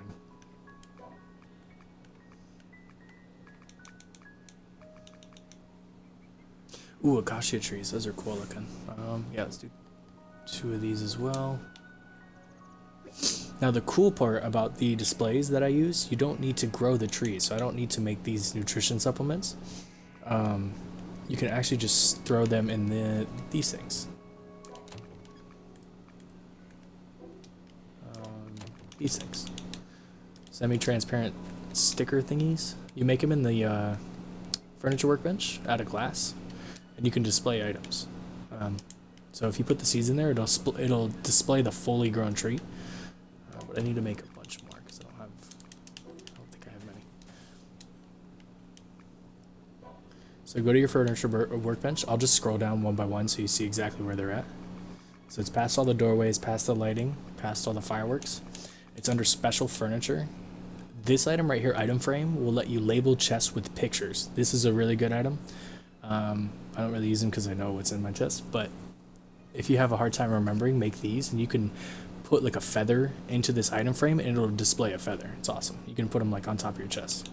But then this item right here, the sticker, the square one, this goes on walls, and the circle goes on the ground. So I just need more of these. Let's make 10 for now. But then when you place them on the ground, see, I have one right here. There's already one there. It's for because I made this big ass frame. Normally they're this size, but you can change the size of the display. So I made it look like it's bigger. There's not actually a wall. It's not actually there. It's just in this thing. Okay, so then for the trees, start decorating this area. Make it look, yeah, I'll do over here. For the trees. So once it's placed, you look into it. Place one of these, put it in here, crank up the size, and then you can lower the height so that way it's not like floating in the air. And it looks like there's fully grown trees in your base without actually worrying about whether or not it's going to get chopped down on accident or having to grow it, you know what I mean? And if you want to move it, you can just come in here, take this, pick this up, good to go. And you have the seed again. Awesome. That's why I love these things. And I use them for like a lot of stuff. So if you, as you saw like yesterday, I have that fish tank sort of thing over in that building over there. That's how I displayed the sharks and stuff, is I basically put the sharks in that display item and I took the floor away. That's why it looks like it's floating, because it's like bobbing up and down in the water. And that's how I got the grass to do that too. I just put them in displays. Displays are everything. It's also how I sort of got these to, this is also a secret trick, but this is actually a wood stand that I put these things on. They're called, oh damn, what are they called? I don't remember. But yeah, so if you put two on opposite corners, oh, they're called targeters. They try to turn items to face you, but if you put them on opposite sides, they'll just continuously turn. And then that's how you get rotating displays. Looks cool.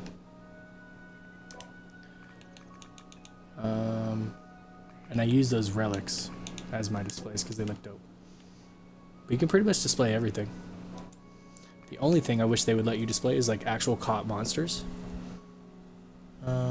Does it impact like the pick or axe as well? Oh shoot, what was that question based around?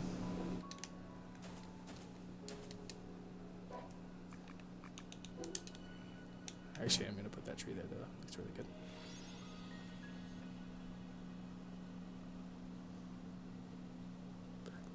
Pick or axe. Oh, I'm not sure.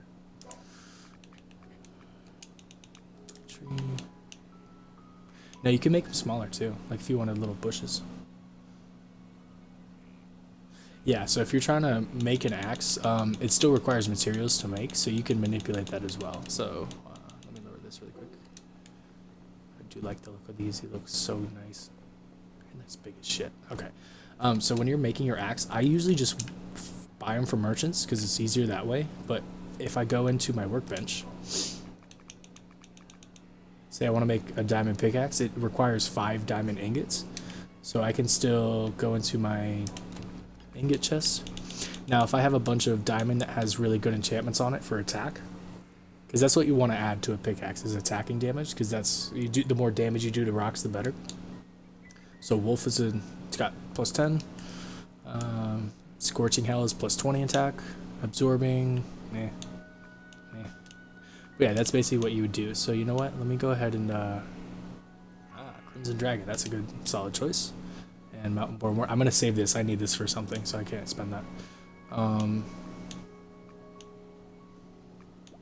Let's do, no, you know what? Let's do Scorching Hells. That's 1. Okay, so if I want to combine enchantments from ores onto 1 ingot, same exact thing. So to make 1 diamond ingot costs 1 diamond ore. Okay, so if I want to make a pickaxe, so you need to know how much you need for the final product. So I need 5 diamond ingots. So I want to make in sets of 5, basically. So come over here, drop all the stuff you're going to be using, and then from here, separate these out into basically you need like 2 of these and 3 of these. Well, actually, I'm going to do that first.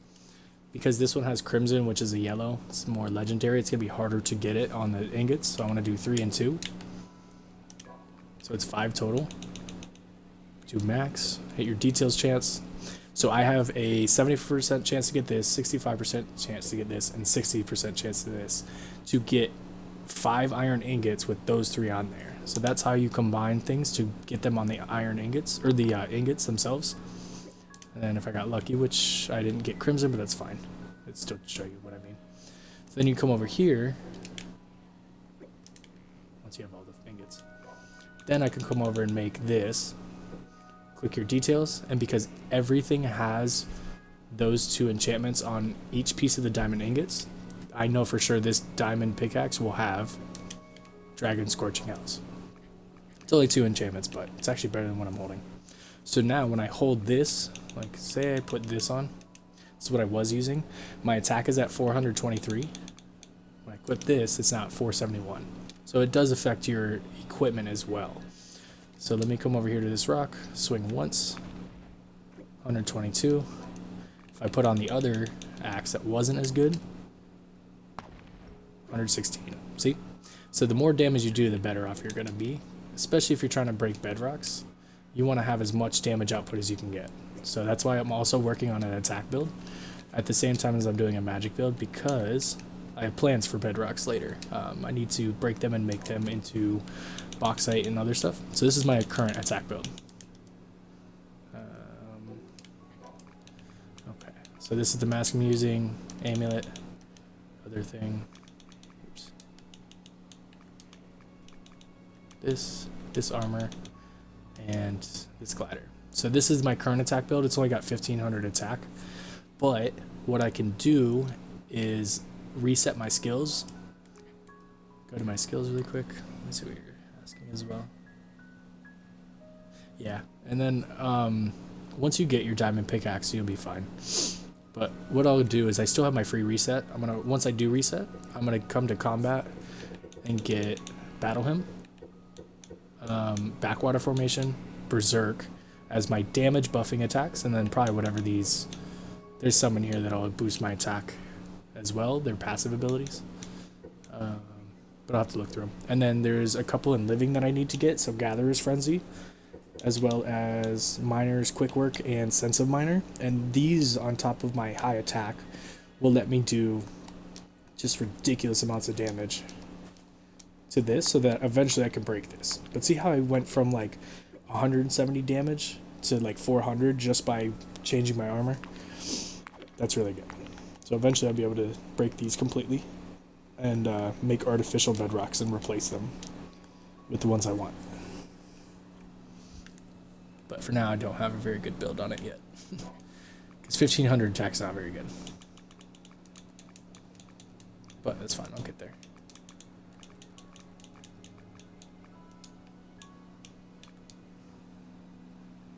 Yeah, so the artificial bedrocks, if you go to your workbench, it's just that bedrocks have a ridiculous amount of health. It's like a little bit over 1 million or something.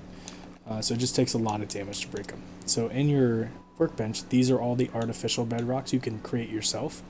Now these basic ones, up to titanium, these ones, yeah, so gold, titanium, silver, iron, copper, sand, all that, they're easy as fuck to make because the resources are really easy to find, as you can see.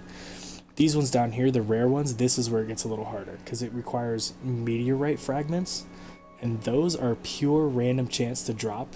Like, I think every 10 minutes it's like, I don't know, somebody came up with a number somewhere. It was like 0.1% chance every 10 minutes, but I've been playing this playthrough for a while now, and the only one I've gotten is, I have one somewhere, yeah, this medium-sized one, but that's good because that'll let me make bauxite, and bauxite is good for making chain bolts, which is what I'm using to catch bosses. So it's all like a big loop. I need something for something else, for something else, for something else. Yeah, and that's that. So once I do get my attack build high enough, I am going to reset my skills and go ahead and try to break that bedrock, and then there's 2 more that's like right here and like right here, and then I'll be able to make the artificial ones so I can farm that shit faster. But yeah, until then, just gotta keep hand farming stuff. And it's cool because like you can still break your, like when I place those artificial bedrocks, I can still technically break them if I damage him too much, but there's this item right here, the uplifting supplement. This will restore the broken bedrock if I want. And it's only made out of a few things that aren't very hard to get. Bright herbs, water, king mono fluid, and black gunpowder. So, not too bad. Let's go ahead and... I'm going to put another chest here so I can start getting all my animals down. Also place this one backwards or sideways. You need to have the numbers facing you. See how there's like... It's hard to see them, but there's like a 2550 on the front of that chest. That's the front. That's how you can tell when you're placing. This one I put sideways like a doofus.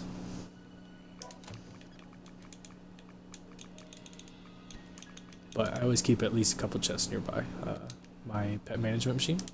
Because this is the item that I was telling you guys about, this thing right here. This is what lets you turn monsters into pets. So let me pull an example. Do the elephant, why not? So pet. You can only hold 6 pets at once like Pokemon, so you have to store one before you can make all 6. But these are the ones I have so far. Fafnir, Hydra, Griffin, Fenrir, Dragon, Sand Eater Worm. These guys are for my heated mineral farm. I have a pet bear, pet giraffe for the poop, Pico because he's a fast land animal, and then this is the first dragon I caught, this one. But yeah, let me go ahead and store those 2. And then you can just turn any captured monster you get into a pet. And then once it's in your inventory, you can ride them around. And once you unlock your first pet, you actually open up the skill tree for Tamer. This one. There's a whole bunch of skills in here that are probably pretty good, but I never use them. I only ever use this skill and maybe sometimes this skill. So weight order, you need it for the giraffe for the poop. Because when you throw your pet out, I'll just show you. Like they'll stand still for a second, but then they start moving around like crazy. So they usually try to follow you, and then sometimes they'll just kind of go off on their own. So like by using the weight order, they won't move. So it's good to keep them in their spot. But as soon as you get the pet, you can ride them. And they have attack moves too, so you can... I don't know what that move was, but he's just moving. But yeah, these are pets. Super fun. And then once you've said wait, see underneath his name, like right there, they'll keep that command until you give them another one or pull them back into the Pokeball. It's pretty sweet. Alright, let's go ahead and get some more trees down before I forget. Just because these are cool. Makes for good screenshots too.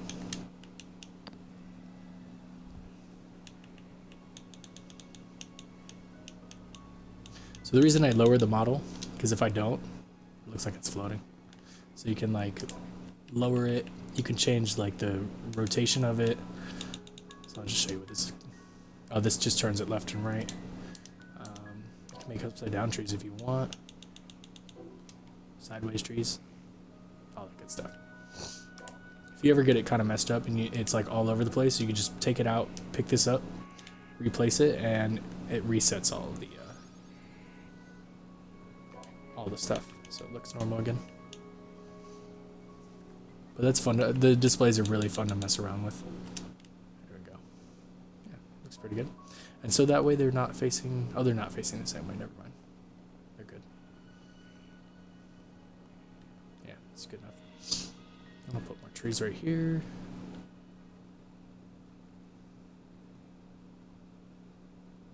Right?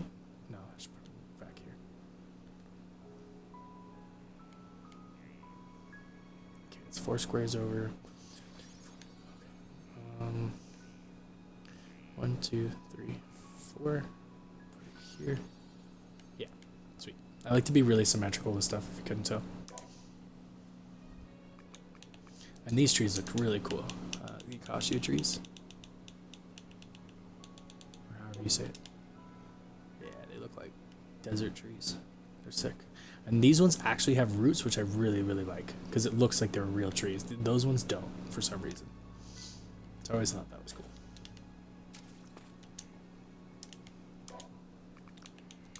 Put that there. You can also put the pumpkin heads in the displays as well.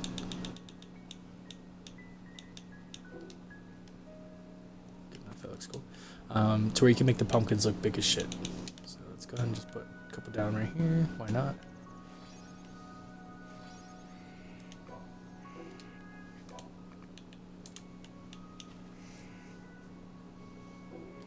Yeah, big old pumpkin heads. Let's turn these around.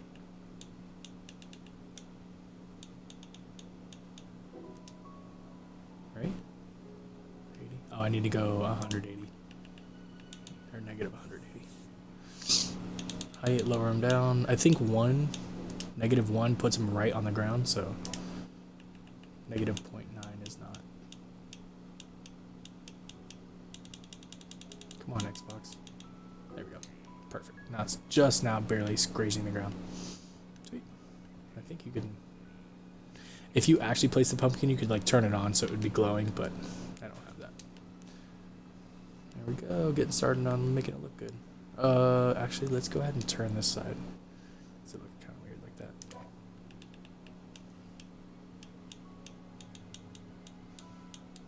Come on, negative 1. Work with me.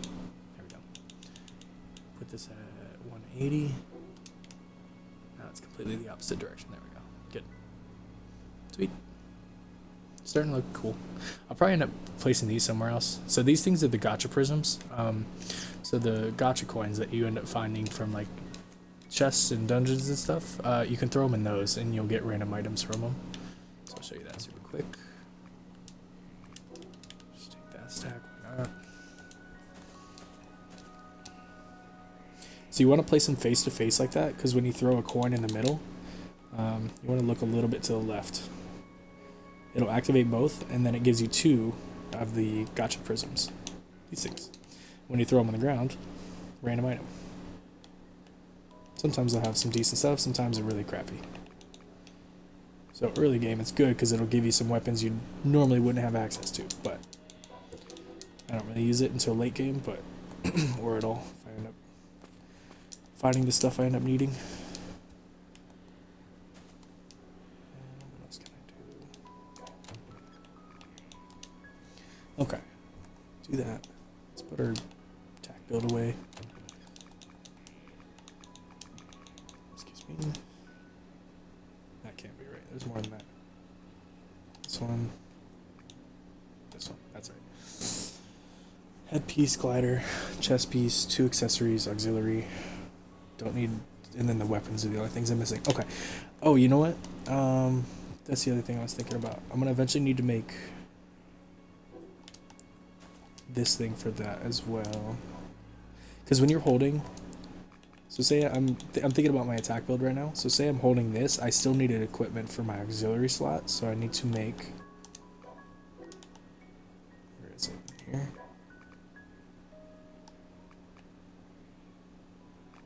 where is it, oh yeah, it's right here. I need to make an iron gauntlet that has good attack enchantments as well, but I'll write that down so I don't forget.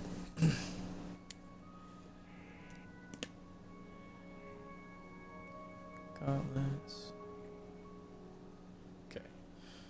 That'll probably be next video. Don't feel like doing it right now. So I'll need that as well. Actually, I can probably get rid of this now. And I did make myself a better pickaxe. Sweet. Okay, that's good. I probably need more water.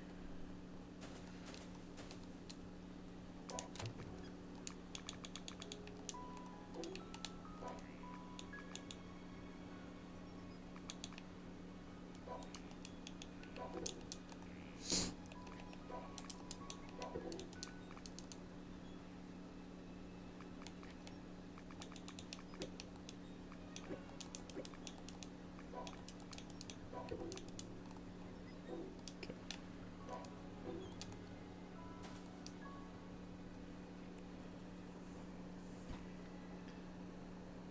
10k iron? Nice. That's a lot, yeah. You're going to end up using a lot of it for the cogs.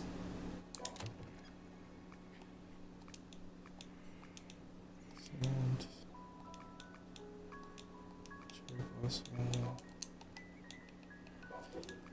Also, I'm gonna need to remind myself I need more clay too while I'm out. Do I need this stuff for again?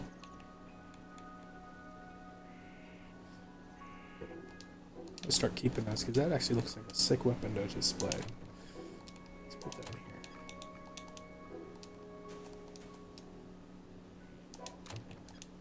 Yeah, I highly suggest doing your chests the way I do them. Well, you don't have to do them exactly like I do, but I do like my monster drops, like fangs, leather, claws, bones, horns, stuff like that. Then I do like, I call them world drops, so like stone, logs, charcoal, sand, things you get from like the ground and stuff. Then I have all my iron, or all my ingots and ores in one chest. Probably end up needing 2 for that, honestly. Then all my monster drops from bosses are in this one, and then I do food and fish. And then over here I have 2 buildings.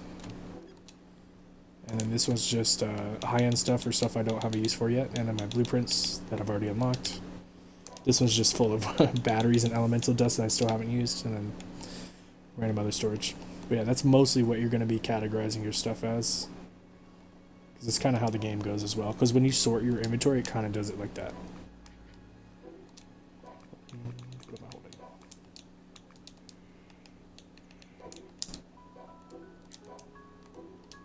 Okay. Got this. Got that. Alright, I'm on my way. I'm going to do some more dungeons. I really want to hit that level 50.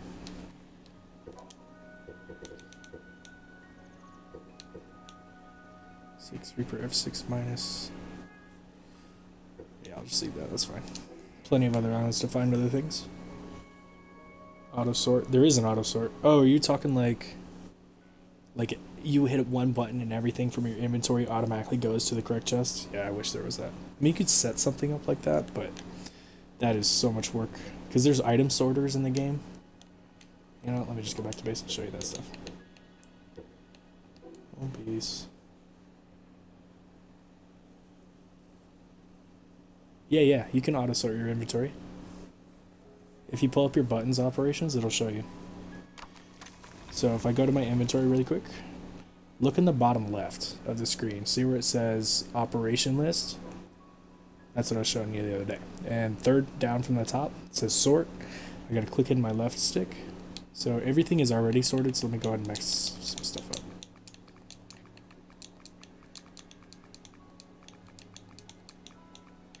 And turn this around. Okay.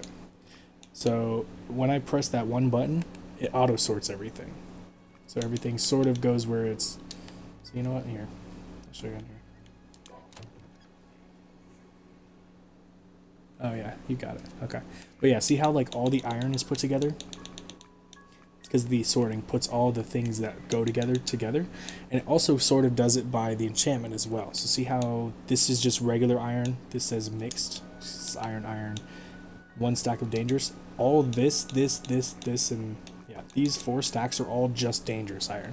So it helps do it by enchantment as well. So that we don't have to run through everything individually. Makes it a little bit easier. So that's what I do with all my chests. This one, that's why these are all like together like this. There's no way I'd do this by hand. Just helps my brain, for sure. Because then you can, while you're in this screen, you can hit the sorting button, and it'll do everything all at once. Yep, super fun, super good. That's why that operations list, it's really good to kind of, every once in a while, go back through it and double check and see, be like, oh shoot, I can do that. So I do a lot of these operations when I'm doing my crafting, because if you noticed, like say I'm trying to manipulate my numbers and I have something that needs 10 leather, instead of, I don't know how to explain it in the backwards way, but basically you can pick up 1 of something, you can pick up half of something, you can multi-select things and move them together, all that stuff. If you forget, you can pull this up. So if I press R, right trigger, and X, it'll take 1 from the stack and move it somewhere to an empty space. So I can do that a bunch of times. I can hit sort, put everything back together.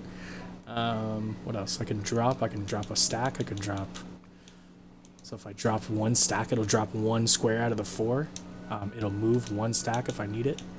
If I press left trigger X, it'll separate half the stack to a new square. There's so many things you can do. It's awesome.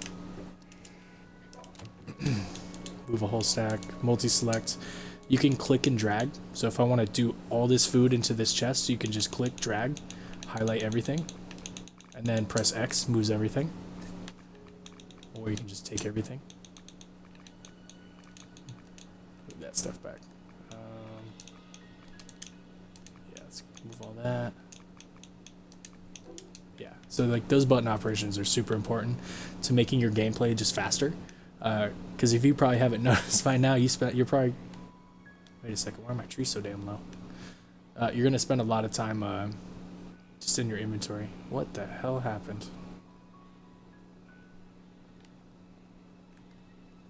Okay, that's not normal. Where is my...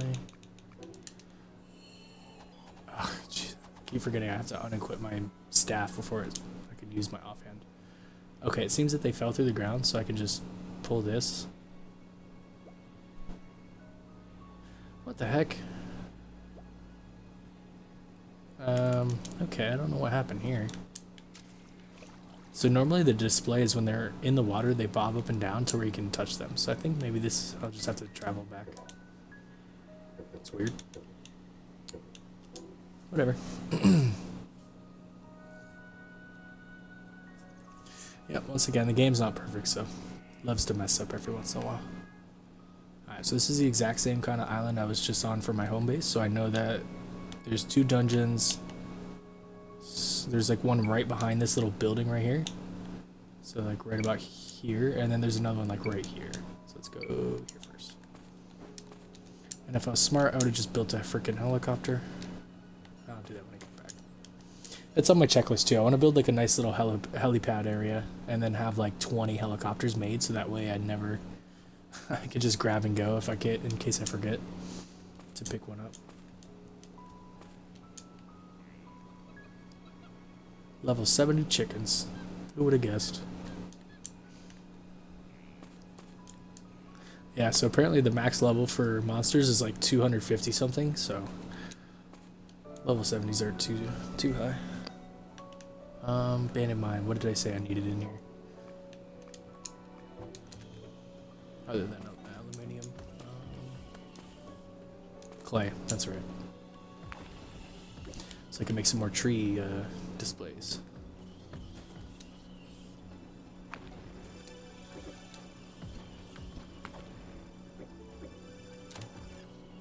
I should also probably grab rare metal while I'm in here. I think I'm almost out of that.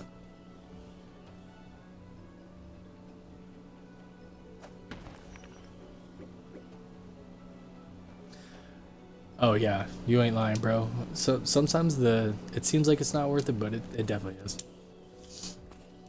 But I built that wheat thing so many times now, throughout my characters and stuff, that it's pretty quick now.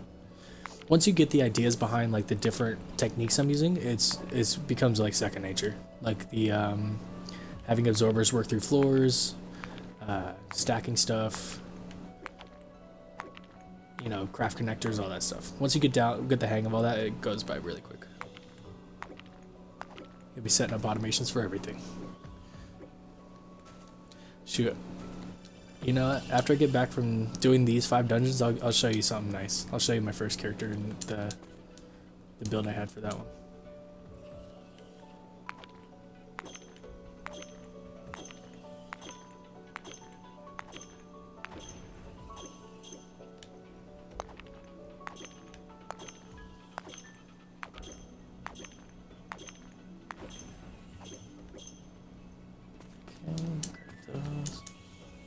Now everything that's in here has a use, so don't forget there's also another trick.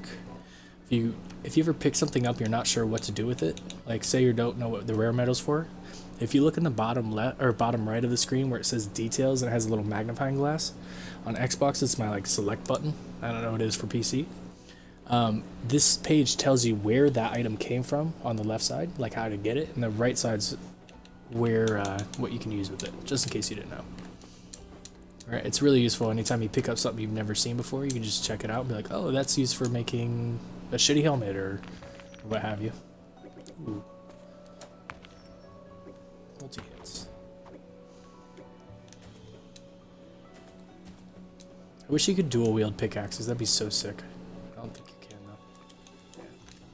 Because it's only a front hand weapon, not a front hand and off hand weapon, I guess you could call it. You know what? I think that's a good amount of clay. Oh, 50. You know what? Let's get some more. I use a lot of decorations. A lot of tree stuff.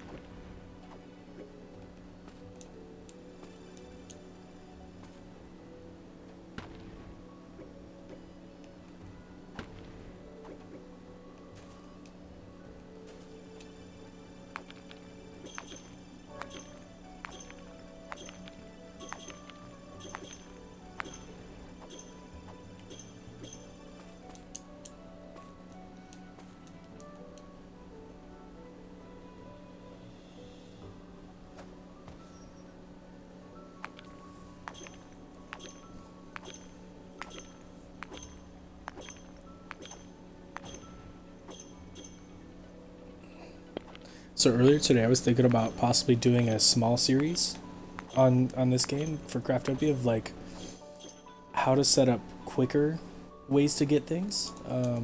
So like almost like do it like the normal way. So like to get wheat, I would just do like a 5x5 plot of a bunch of different wheat fields and then time how long it takes to like, you know, grow it all, cut it all, collect it, and then turn it into wheat flour versus like doing a compact version, and then kind of do that with a bunch of different materials, like do it with iron, maybe logs and stuff, like do multiple ways to collect things and just kind of show people different ways you can go about grabbing stuff. Thought that would be a good idea. Because even though that's the way I do my bioethanol farm, I've seen other people do it completely different ways. And honestly, I don't even think my way is the most efficient either. I just like the way it looks. It's mostly why I do it. Excuse me. But I've seen one where like somebody used an auto cooker, I think, and they placed like 5 or 6 of the wheat plots on that conveyor belt spot, so it like kind of traps them in that spot, and they throw a reaper there, so it like auto cuts the wheat and it just gets pulled into the auto cooker, and then they have like something else on the exit part to where they can turn it into the bioethanol. But there's a guy on YouTube named Kaztech that does some cool builds sometimes. Yeah. The only reason I don't do that is just because, like, use those auto machines is because they're so big. Like, right off the bat, they just are gigantic compared to, like, just using cooking pots and craft connectors.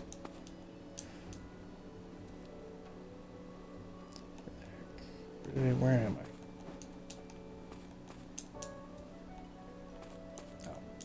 There we go. Right at the end. And then I've seen some people just go insane and make just the most elaborate, big, multi-layered, like gargantuan size automation just to get wheat flour. And I'm like, god damn, that's crazy. It looks cool as shit sometimes. Okay. Oh, I have nothing prepared. Wrong weapon.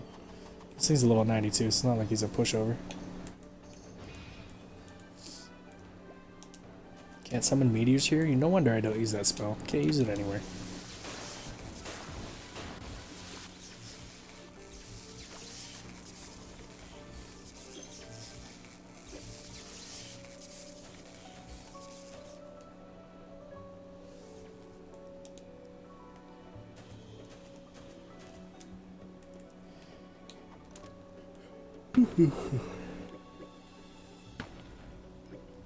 Yeah, and I think I have tomorrow off from work too. Let's go.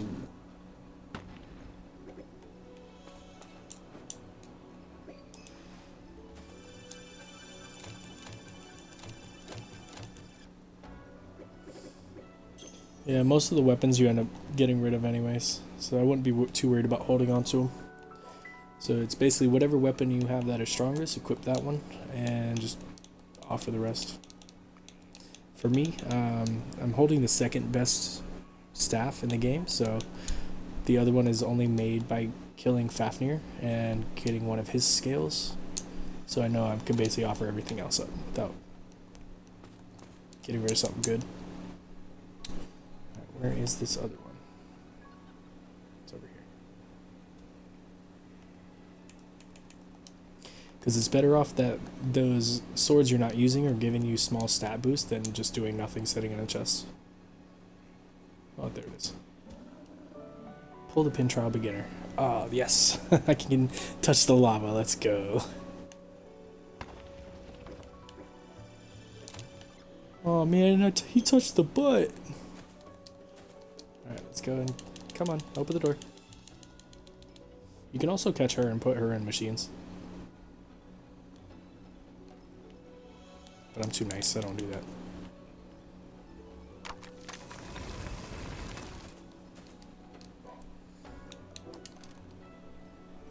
Yeah, these beginner ones are super hard. Oh, I wonder which one I should pull.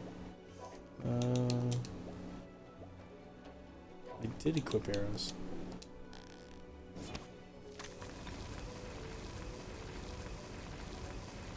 Yeah, let's see what happens.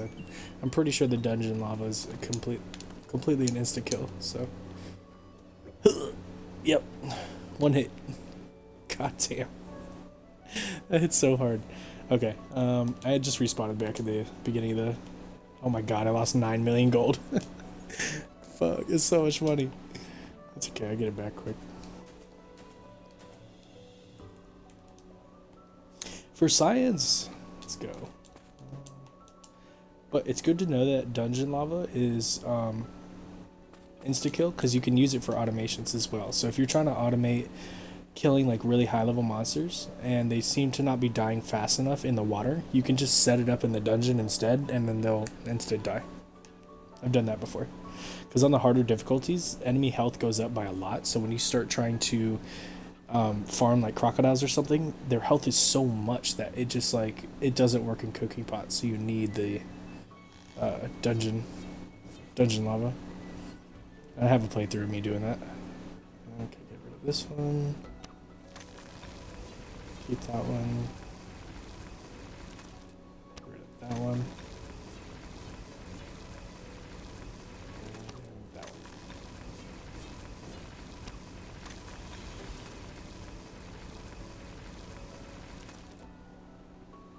Okay. It may look like it's going to touch, but I'm pretty sure the game doesn't let that one touch. Yeah. Same thing.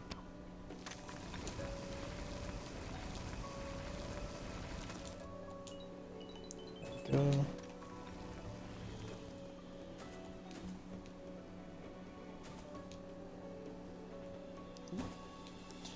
Hello to anybody that joined the stream. Can't tell if that's actually me or not.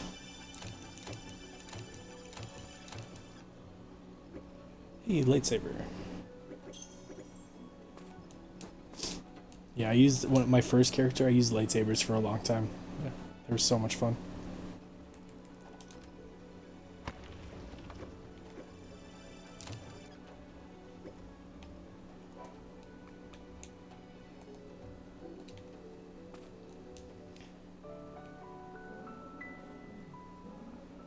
Yeah, what of it, bear? All right, Jesus. Alright, that one's up here.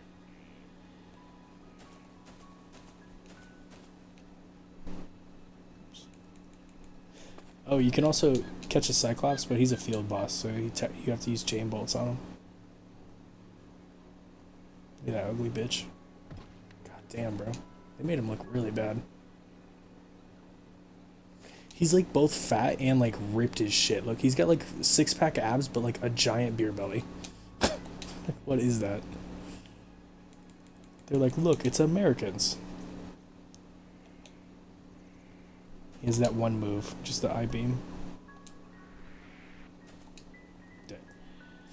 I think he dropped some pretty decent enchantments, I think. Insightful. Eh, decent. Plus 15 magic attack and magic crit chance. It's not the worst. Seen better. Seen worse.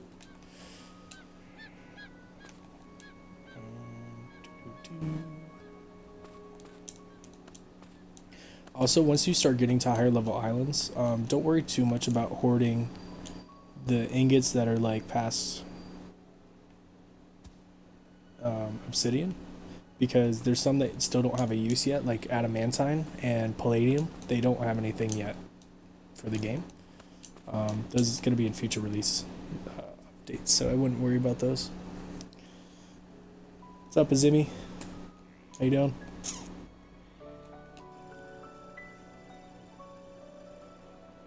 Yo, yo, yo. Okay, let's knock this wall down. Hey, bargain mechanical parts. Ooh, the blue sky. What can these be used for? Jetpack. Actually, that's not bad. Also for tanks, guns, and yeah, I don't know. I don't use guns. Screw it.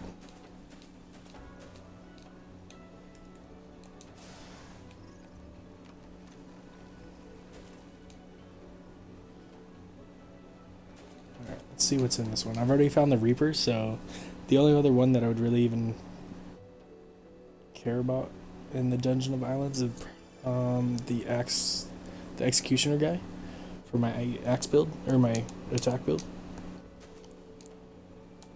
Other than that, don't care about the Tyrant Snake, Ancient Golem, the Petal Girl,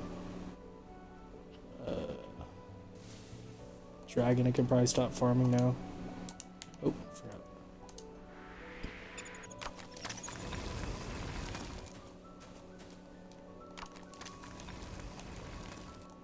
Also, I can't use Summon Meteor, the skill, inside dungeons, so I don't even need it on my hotbar. I would rather have Lightning Ball, which is already on there. So I can put my food back on. Okay.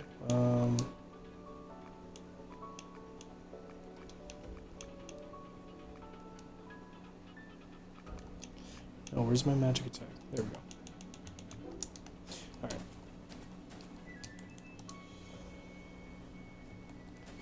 Go. And it is Floor, who is still useless no matter her level. Put my weapon on. Level is she? 97? Yeah, she's in her best form, but she's still useless. Unfortunately. Kind of strong though.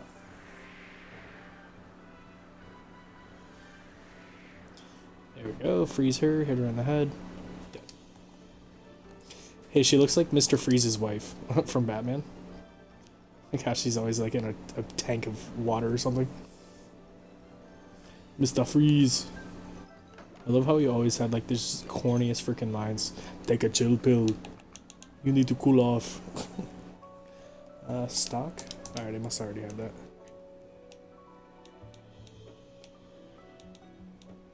Single. Yeah, I had the stock already. Yeah, still missing the multi-sling. Still need to get these from the fishing, which I haven't been doing, but I can go do that later. Let's run through these dungeons really quick, and then I'll show you guys my first character and the house I had for that one.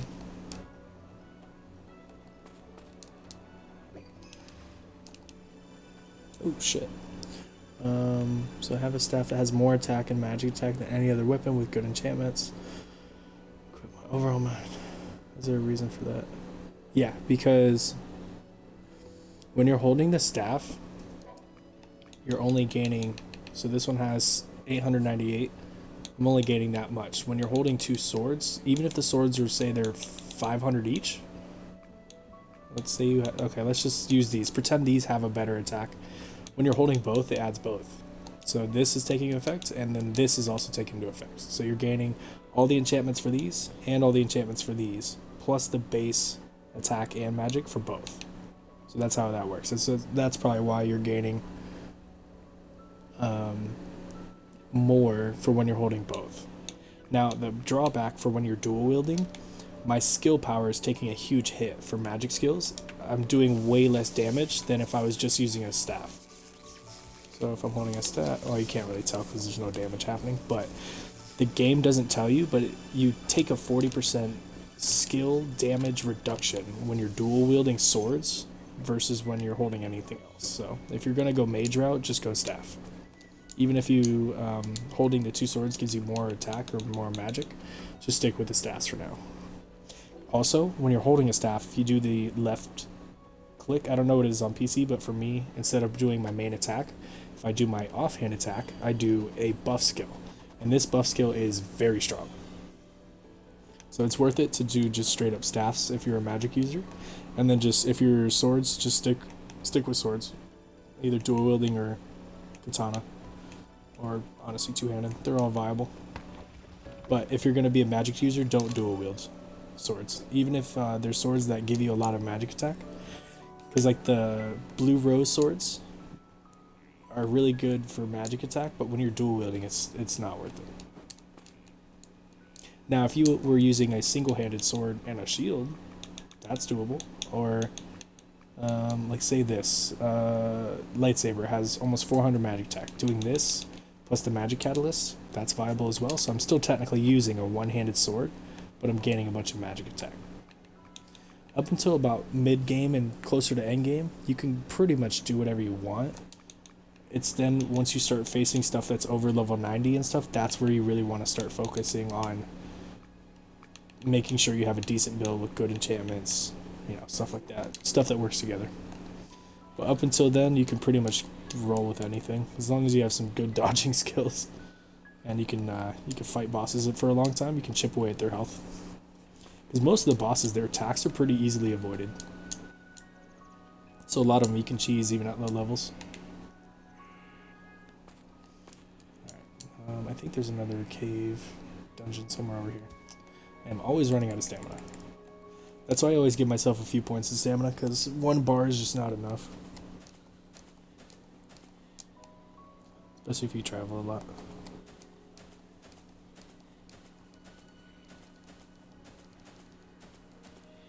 Fast travel technique, pop a stam potion and do the sprinting dodge roll. Move very fast.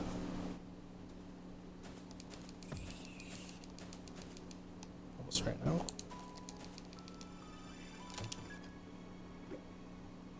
Lumberjack sword. Those things are awesome. These things, because when you equip them, put them on your hotbar. See how it has a skill attached to it? It's the Gathering Frenzy. So if I need a lot of logs or a lot of enchanted logs, equip the sword, activate the skill, start hitting the tree a lot. If I was dual wielding, I'd be getting even more. But in 5 seconds, I was able to get like 50 something logs. Okay, not these 25, so 30 logs in like a few seconds. So these lumberjack swords are good, keep those. Plus it doesn't damage the tree as fast, so that way this tree will stay here for a long time. And offer a lot of logs. Versus me hitting it like 2 or 3 times with an axe. So much better. Okay, where are the other... Oh, there's one right in my face.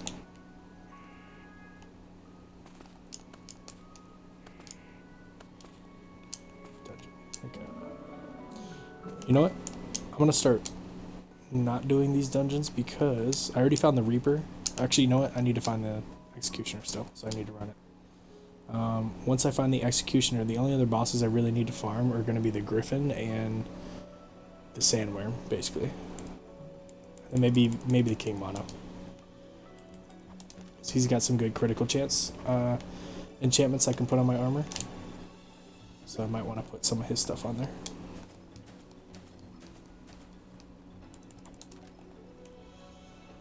This is by far the best magic attack because it hits in a very wide area. So it's good for mobs. And then the best single unit attack is the Ice Beam, this one, because its headshot damage is super strong. Its multiplier is very, very good. Wheat farm finally working right. It was the additional absorber. Yeah, it almost always, anytime you absorb straight up instead of sideways, you have to have at least 2 absorbers. Because it's both not strong enough, and it also pauses for like a half a second. So in that time, it's just enough for the things to like fall back down, and you'll notice it'll like kind of get close but never actually absorb anything. So you have to have 2 absorbers.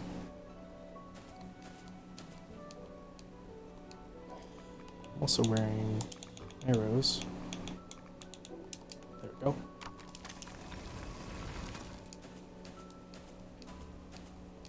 Who is it?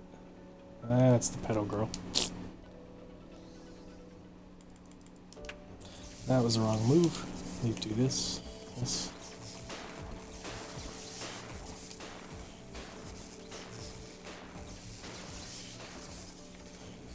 Alright, she died anyways.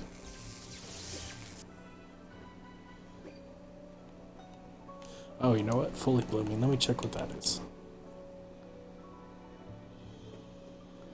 Ah, magic attack, magic mana. Okay. Maybe she doesn't. Maybe she isn't completely worthless.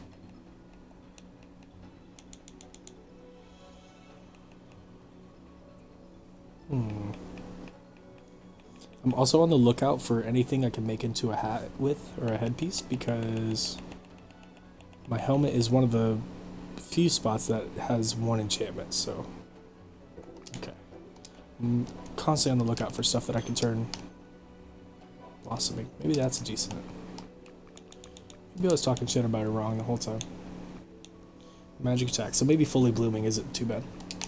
But yeah, if you look at my armor, so this has 2 enchantments on it working towards magic attack. This has 4. This has 4. This has none. This has 2, 4, or 4 and 3. So I still have plenty of room for improvement, but my worst spots right now are definitely the mask and my Gambitine. So if I can find a Gambitine with better enchantments, or if I can just skip straight to fighting Fafnir soon, I can upgrade another slot. Make my magic attack go up even more. Wheat farm, I got the sprinkler in the middle and the saw on top. Saw guy doesn't move. Oh really? That's smart. I never thought about that. As long as he can still cut all the wheat, he should be good. Trying to get everything working nicely. Oh, for sure. Yeah, honestly, the first time you make an automation, you're going to spend a lot of time on it and curse a lot and get frustrated, want to quit the game, sleep on it, wake up the next morning raring to go. I had a stream where I was trying a new idea and it just didn't work the way I wanted, and I was getting so mad. It's like, fuck this. That was bad. I ended up deleting that stream.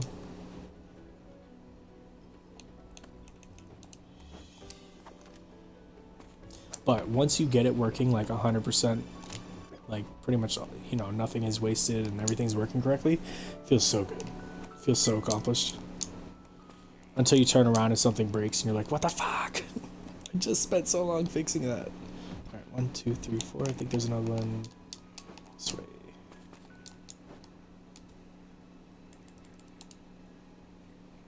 Green monos.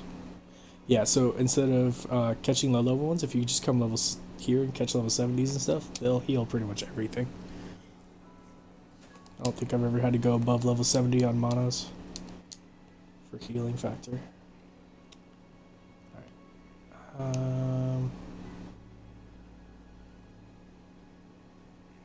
It's up there. I see it. It's an abandoned mine. I don't feel like going and fighting that right now.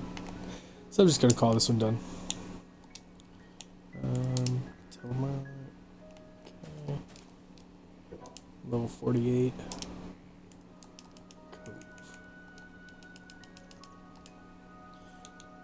Alright, I'll give you guys the quick tour of my other character's base, and then I'll come back to this because I do want to get to level 50.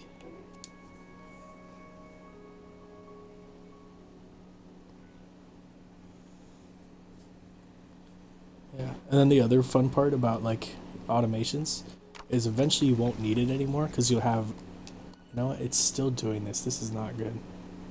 I don't know how I'm gonna fix this. Ugh. It's no bueno.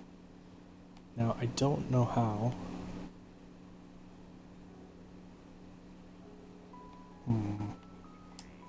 I don't like that they fell into the water like that. That's not great. If that ends up having to stay like that, it's gonna be so frustrating. I mean, it looks okay, but damn. I don't get why... Oh, what the fuck? This one did it too. God damn it. That has never done that before. I don't know why I did that. But I think I can do slope floors. Push myself under the water. Maybe I can reach it. Grab them. Who knows? Whoops. That's why you don't just craft things willy-nilly. I accidentally used some of this wood to make that stuff, so try not to do that. Okay, let me see if I can...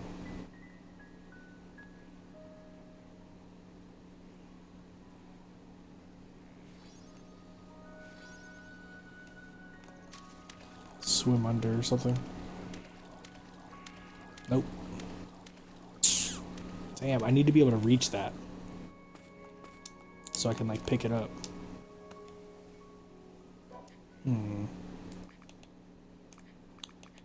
Problem solver and activated. Maybe if I launch, I'm gonna yeet myself under this thing. It'll work. Come on. Oh, let's go. Although it didn't stop. Come on, please be deep. Okay, you know what? I need to place another one further down. I may have to pick this one up first of all. I really, really want this to work because I don't want these stupid ass trees just sticking out of the water like that.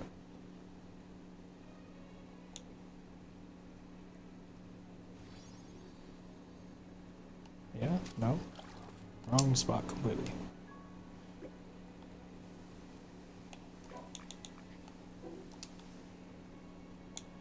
Also, this is why free placing is a little bit better in certain situations, because you can still line it up, and then this lets you place underwater. So maybe if I put way low. Nope, too low. Too far over. Oops.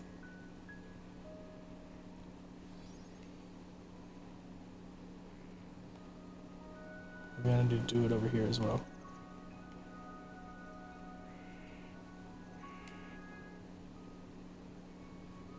Where did that even go? Oh, that is way in the ground. Nope. I need it to be like here. It didn't let me place. That's fine.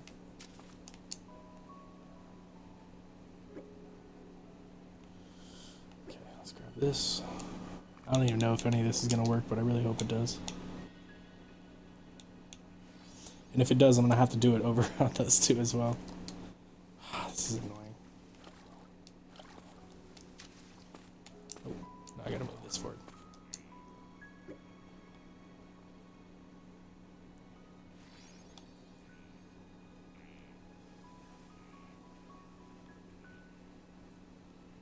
Also, when you're trying to get at a certain height, you can like leave it there. Oh, no, guess I won't do that.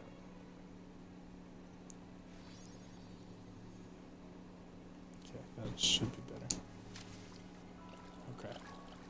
Let's go. I can do it. I just gotta maybe move it over a little bit.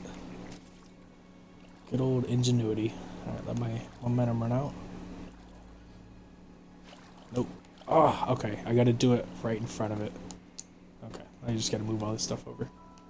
Sweet. At least I figured out a way. Then I gotta figure out how to get the trees to not freaking do this. Maybe instead of the glass displays, I put them in the wood display. Maybe that'll work. I don't know.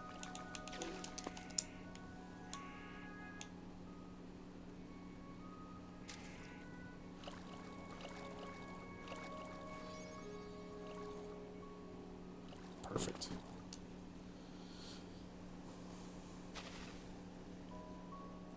Crafting connectors are a little wonky. Every once in a while, you may have to pick up the craft connector itself and try it again, or pick up the pot. Even if it's looking like directly at it, sometimes it's just being stupid. You just gotta replace it. I've had to do that a few times. And push comes to shove, sometimes it's actually the chest itself that isn't working correctly, so you may have to pick up and kind of redo that all again. And then even doing it, attaching the absorbers to the floors. Once again, the game is a little wonky every once in a while. So if I come up here every once in a while, like one of these won't be working. Yeah, like this. Oh, that is. Is this? Yep. That's why I try to keep them, like, I give them a little bit of space. Not too much, not too little. And make sure you have just one item per side of chest. Like, try not to double up with the aging facilities like I did on this playthrough. Because sometimes that'll throw it off. and try to make sure it's dead center on the chest. Some reason that works the best, and these seem to be working okay, but I could be jinxing that. Sometimes they just don't work for no reason. Other times they'll work for, 50 hours of gameplay, completely perfect, and then you'll look at it sideways wrong once, and it'll break completely. I don't know why it does that. Alright, let's try this again. Sick, bro. Let's go. I can actually pick it up now. Now that it doesn't have anything in it, let's knock it back down. So this is what the ocean looks like when you're under the water. They put like legitimate stones in the water, but you can't technically really reach them. That's supposed to be. But for some reason, they put them all over. No idea why. Alright, now I can pick up the display. Whatever it is. What the fuck?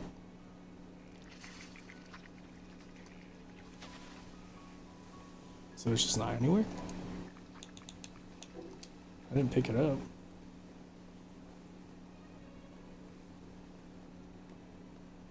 Okay, this is really weird.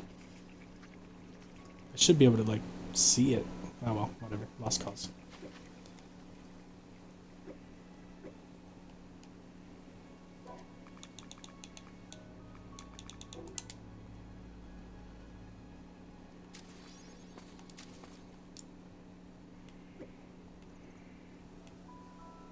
Damn.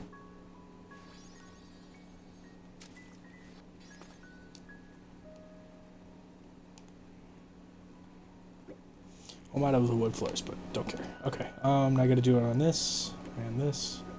Yeah, I don't understand how those sank through the floor, considering this one's totally fine. No idea.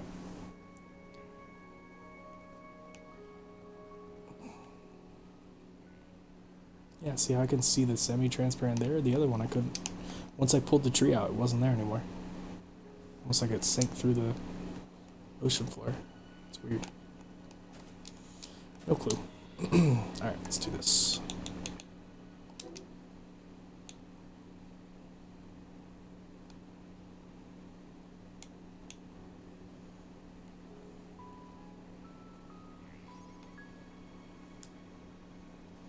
A little bit more. I need it to be like that. A little bit further down. Freaking perfect. Okay.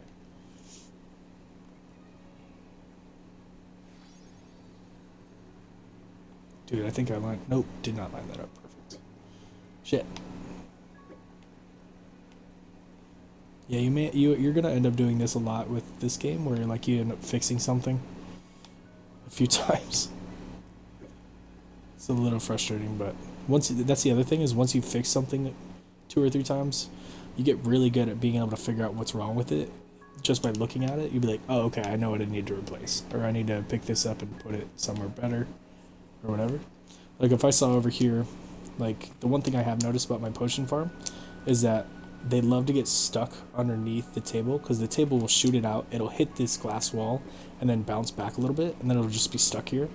I think if I move the glass wall back a little bit, like move this chest and stuff about half of space backwards, I think that would alleviate the problem. But I'm not going to do that. But just as an example, like that's how you kind of figure out, like, okay, I can do this instead of this, or move this here.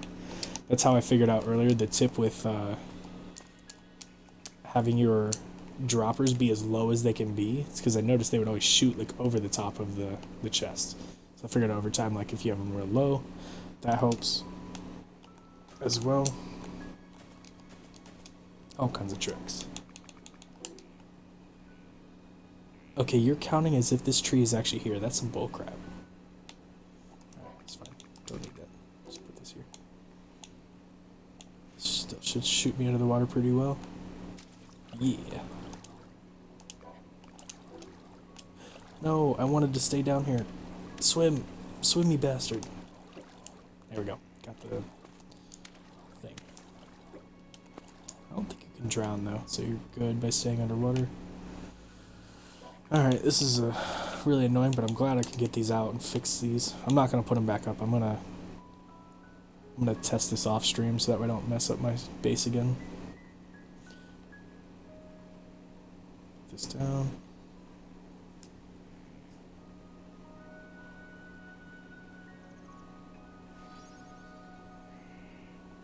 Good. Where is it at? The left side? Okay.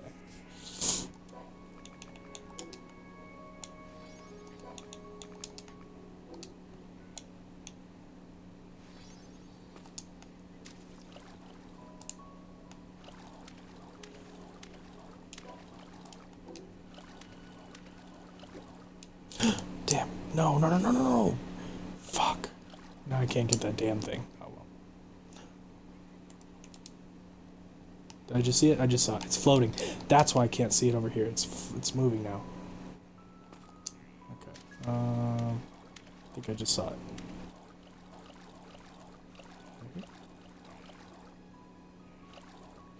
It would be under this stone floor then. There it is. I see it. There we go. Put that back. Grab this. Grab this. Grab this. Oops. Okay. Crisis averted. Let's go ahead and grab this last tree, so I don't have to freaking deal with it. I don't see. That's the weird part. This is the only one that didn't do that. Don't know why. Don't feel like figuring it out either. Alright. Let's put these floors back. What? How am I missing one? Okay, what the fuck? This is weird. It's like when you take something apart and you put it back together. Oh no! I think I accidentally used my glass that had the ruler of indigo on it. Fuck! That is why you make sure before you make anything. What am I doing? Son of a bitch. That was really smart. I used my... Oh, and I think I used all of it too. Fuck! And your stuff just shoot across the map? Yeah, a few times. That's why also whenever I do automations, I tend to box things in. So like I don't technically need I don't need these sidewalls here, but I also put them here just so that way things don't go like flying way across the map, because that does happen sometimes. So I make sure I try to box everything in. Damn it, man, I'm really mad about that. So earlier when I made more of these things, I accidentally made some with the glass that I got with, see the enchantment on it, Ruler of Indigo, that's really rare, or not rare, but it's really strong, and I wasted it on some freaking semi-transparent things. What a doofus. So anytime you go to build furniture, make sure you drop all your boss stuff away before you start making stuff. Like this crap. All these enchanted logs. Ugh, what a dummy. Happens a lot though. Because like you come back, you're all excited, you're like, oh, I need more of this, and you just start crafting before you realize like, oh shit, I'm just wasting my best stuff. Put this away. Again, this is garbage now. Let's put that in here. Boss. This is rare metal. Clay. Anymore.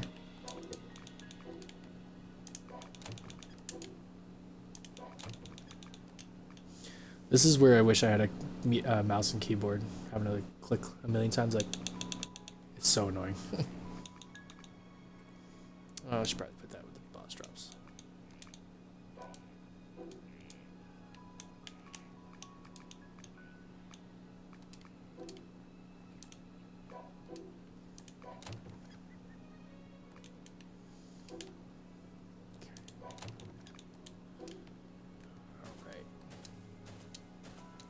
Let me just drop this last thing. Current metal. Blueprint? What do I need to blueprint? Resin stock. I think I already have it. Yep, okay. Put these away. Because I don't think I can offer these to the picture book. If I can, that'd be cool. Hey, I can.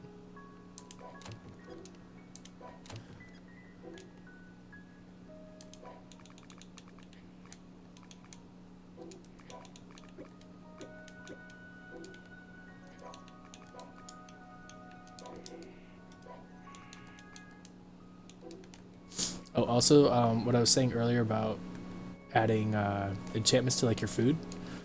So let me go ahead and show you how. So once you get your wheat flour, go over to a campfire.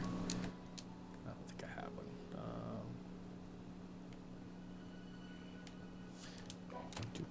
one. Stone, log, charcoal. I think is what I need for a campfire. Nope, just stone and log. Okay. Because you can, like, you know, I'm air quoting right now, cook things in the campfire. So if you take your campfire, like so, and you cook your wheat flour in it, before you do, see how it says it's adding the enchantment fried to the wheat flour? So when it is applied, it gives you plus 15 life, and satiety or hunger or whatever is 7 more.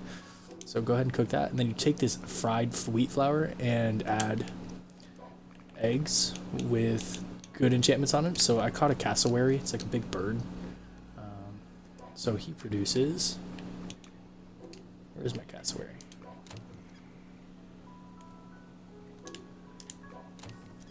What the heck? What happened to him?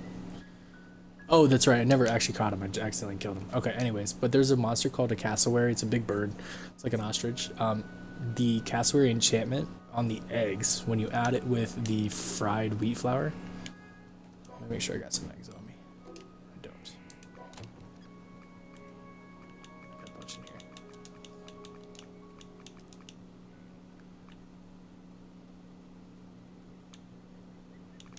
Yeah, so use Anubis because you can get Anubis eggs pretty easy. Once you catch the Anubis, you can breed him to die a bunch, and he'll drop eggs.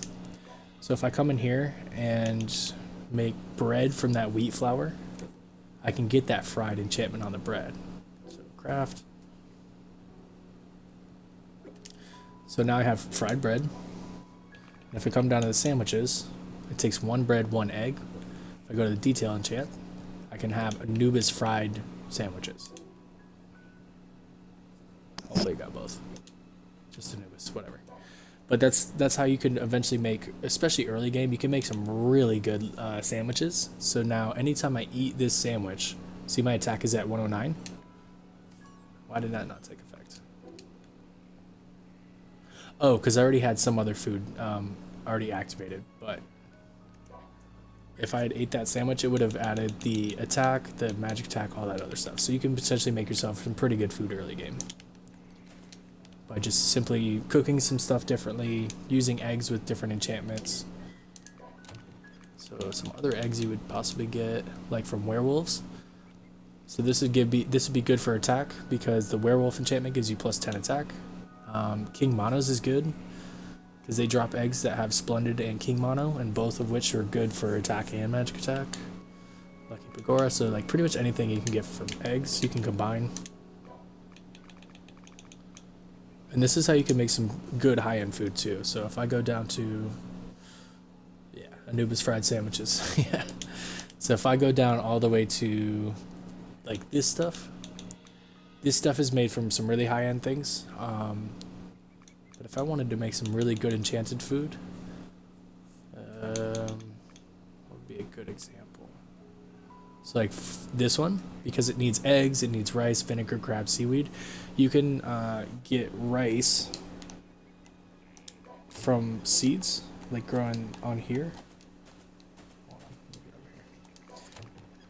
So like see how like this cabbage has werewolves on it? This has puppets. It's just random because I got these out of the chests. If I grew like, especially this one, blue teal cabbages, if I grew cabbages with these enchantments on it, let's go ahead and do it. Everything that grows out of these cabbages will have that enchant on it. So blue teal. Just gotta pay attention so they don't get sold. But when they, oh yeah, I took my sprinkler away. Bucket of water works just as good. So once those grow, all those individual cabbages will have blue teal enchantments on them, and then I can take that cabbage and make it into some food, and then all that food will have the blue teal enchant. So whenever I eat it, I'll gain those enchantments effects. So that's how you could potentially make yourself some really badass food as well. If you aren't satisfied with just the regular, like if you look at this, just regular jambalaya or whatever, these all give me good effects, like 600 health, 200 mana, 100 hunger. But if I also wanted to add like 4 enchantments on top of that, I'd have to grow food that has enchantments and then make other food out of it. It's pretty hard to do, but it takes a while of practice and some luck. Alright, let me run off and do something over here. Make sure I can... Yeah, let's empty this shit. Not that.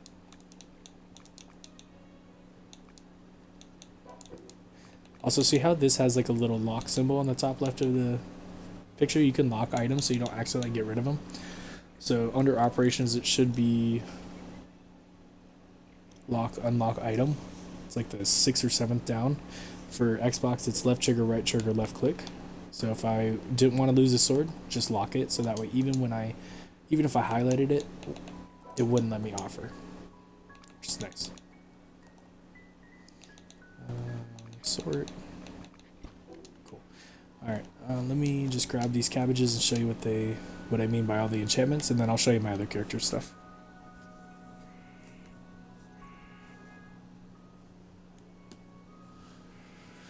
Come on, cabbies. Ooh.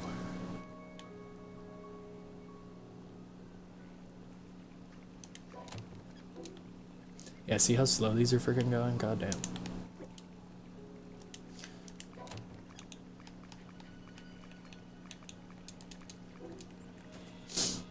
Alright, there we go. See, it's not 100% efficient, so it doesn't always get everything. Ooh, I gotta be quick. Grab all this. Okay, so now that this cabbage has blue and teal on each piece, I have 106 of them. I could probably have gotten more. But you can't seed extract now because it'll wipe. So let's just do one just to show you. It does not put the enchantments onto the seeds, unfortunately. I wish you could. See how it's now it's just normal? Sucks. Wish they could do it that way. But now I have 105 cabbages to work with. So to check with the details, I can make anything from salted cabbage to sauerkraut to vegetables and all kinds of other stuff. So I basically would just find whichever food I want with those enchantments in the cooking pot. So let's just say salted cabbage. Which I don't remember where it would be.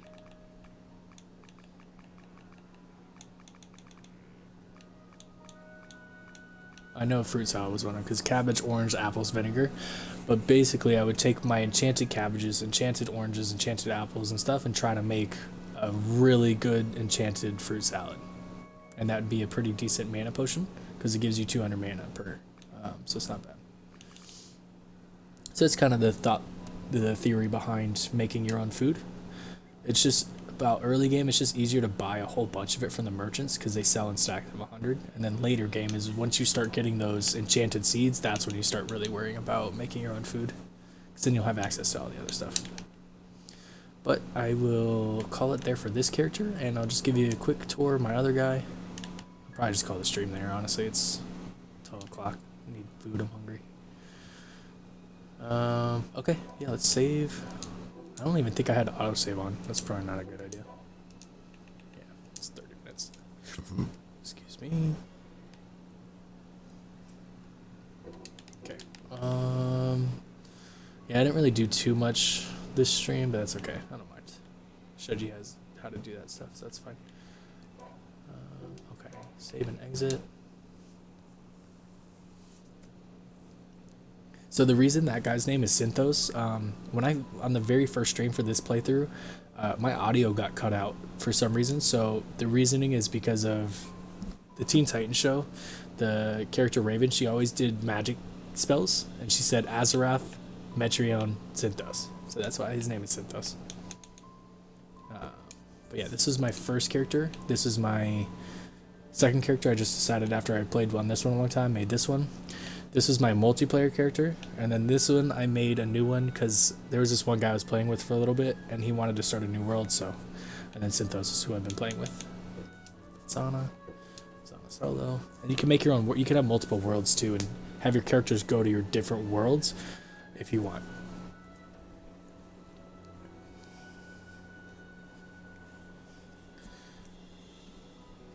All right. This is my first base, or first build, I guess you can say. First character, first world. So this is literally the beginner island, the bridge that you spawn on. I just started building from here.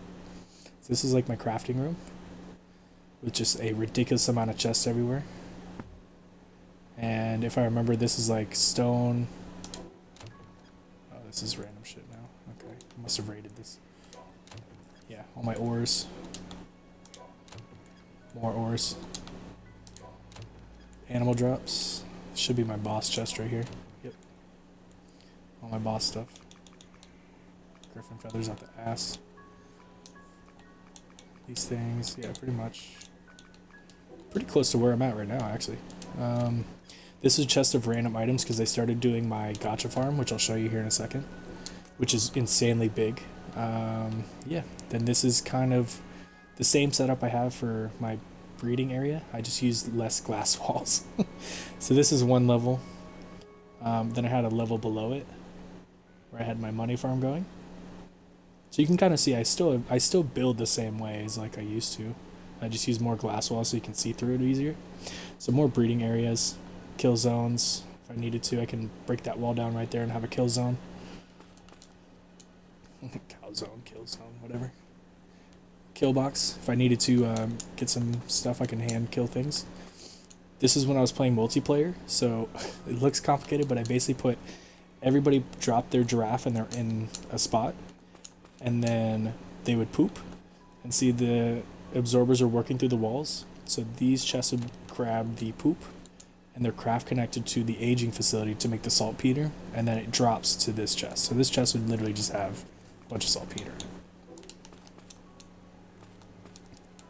Ah, the sorting machine. Okay. This is one of my favorite things I did on this playthrough because I needed iron specifically, but not the leather or the other things that Kevin drops. So see how some got through anyways. So let's take a bunch of this, bunch of this, bunch of this. So the way the sorting machine works is I'll show you the direction. So I basically had the Kevins fly out here because early game, before his bodies would disappear, they would just stack up a bunch, so you needed them away from your base. So I just kind of made a zip thing out here. He would die, his materials get spit out onto this conveyor belt, and then they would get sorted through this thing. So leather should come here to the left and drop into this item, and then the iron and stuff should just pop out here and then get absorbed into this chest. So if I come up here, this is what the item sorters look like, by the way. So if I come here and drop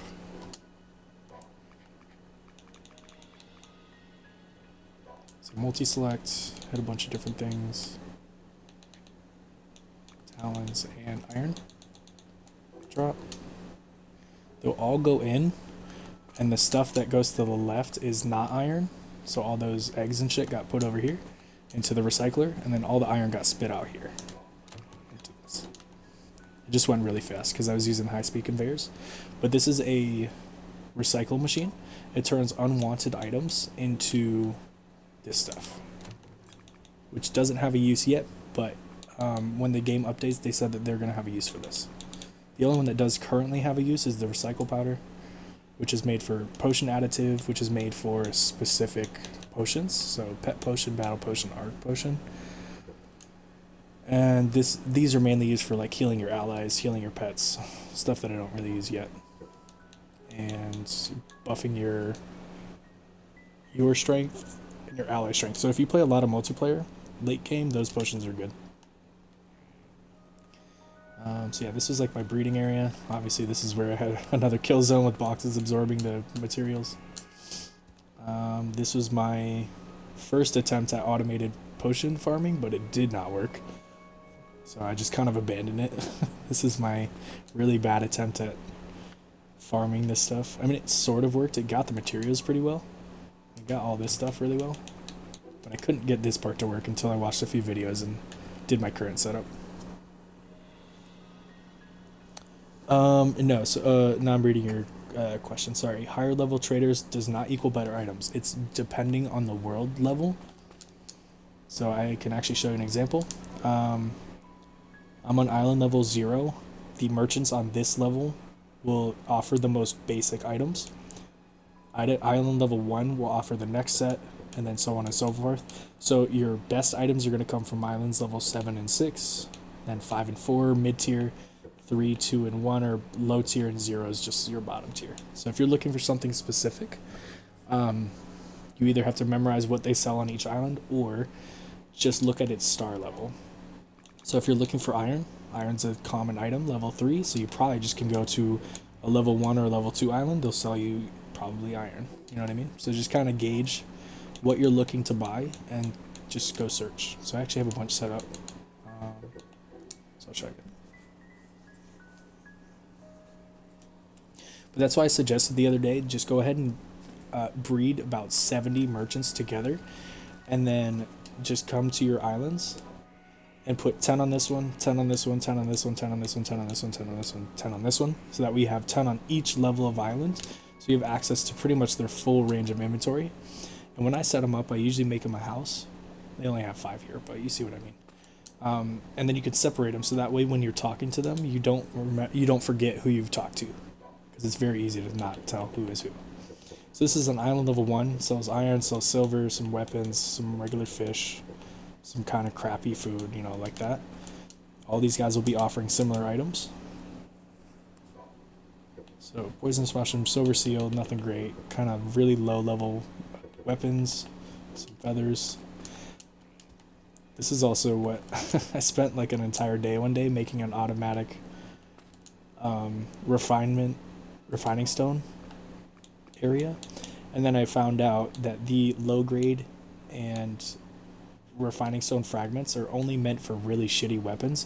So once I upgraded to like star level 6 weapons, this all became useless pretty much, and I spent a long time creating this crap. Literally pulling the silver and iron from over there, or the iron from all the way over there. You can see on the minimap like all these things that I built just to pull the iron all the way back to here. I mean, I was really proud of it, and it looks and works really well, but these iron fragments are useless for higher level weapons.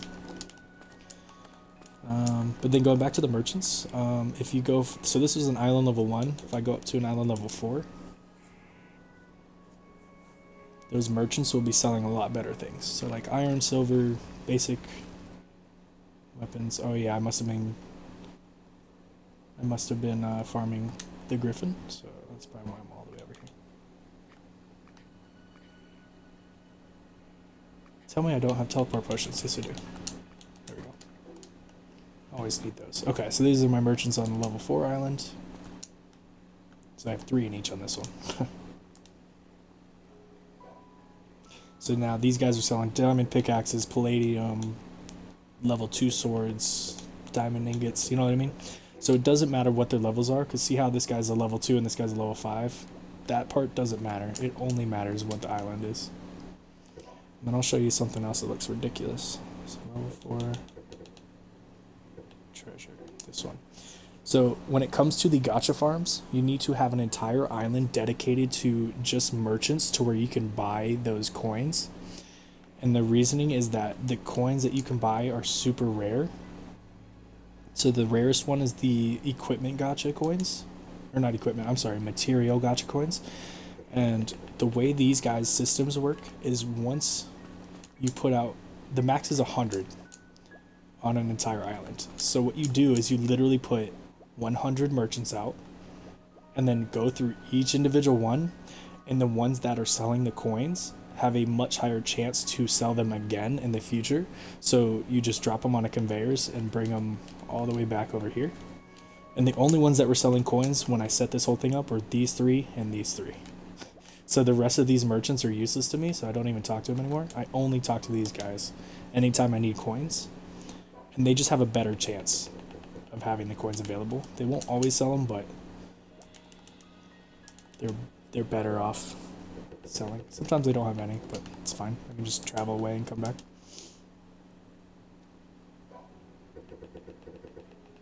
Yeah, sometimes they just love to prove me wrong when I say things.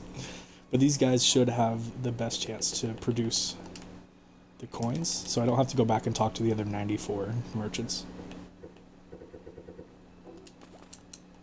Oh shoot, see, he was selling Paribas. That was a fish I needed for my other character. So sometimes they'll sell the mission fish. See this one? So if you just buy one, it'll do that mission for you. Come on, give me at least one guy selling these coins. Alright, I guess I didn't get any. That's fine. But that's how you would find gacha coins. Is you just set it up, and then there's a bunch of videos on YouTube of how to do all that. Okay, go back to this. And then once you get your coins, you get to do something super not fun, and set up a gacha farm.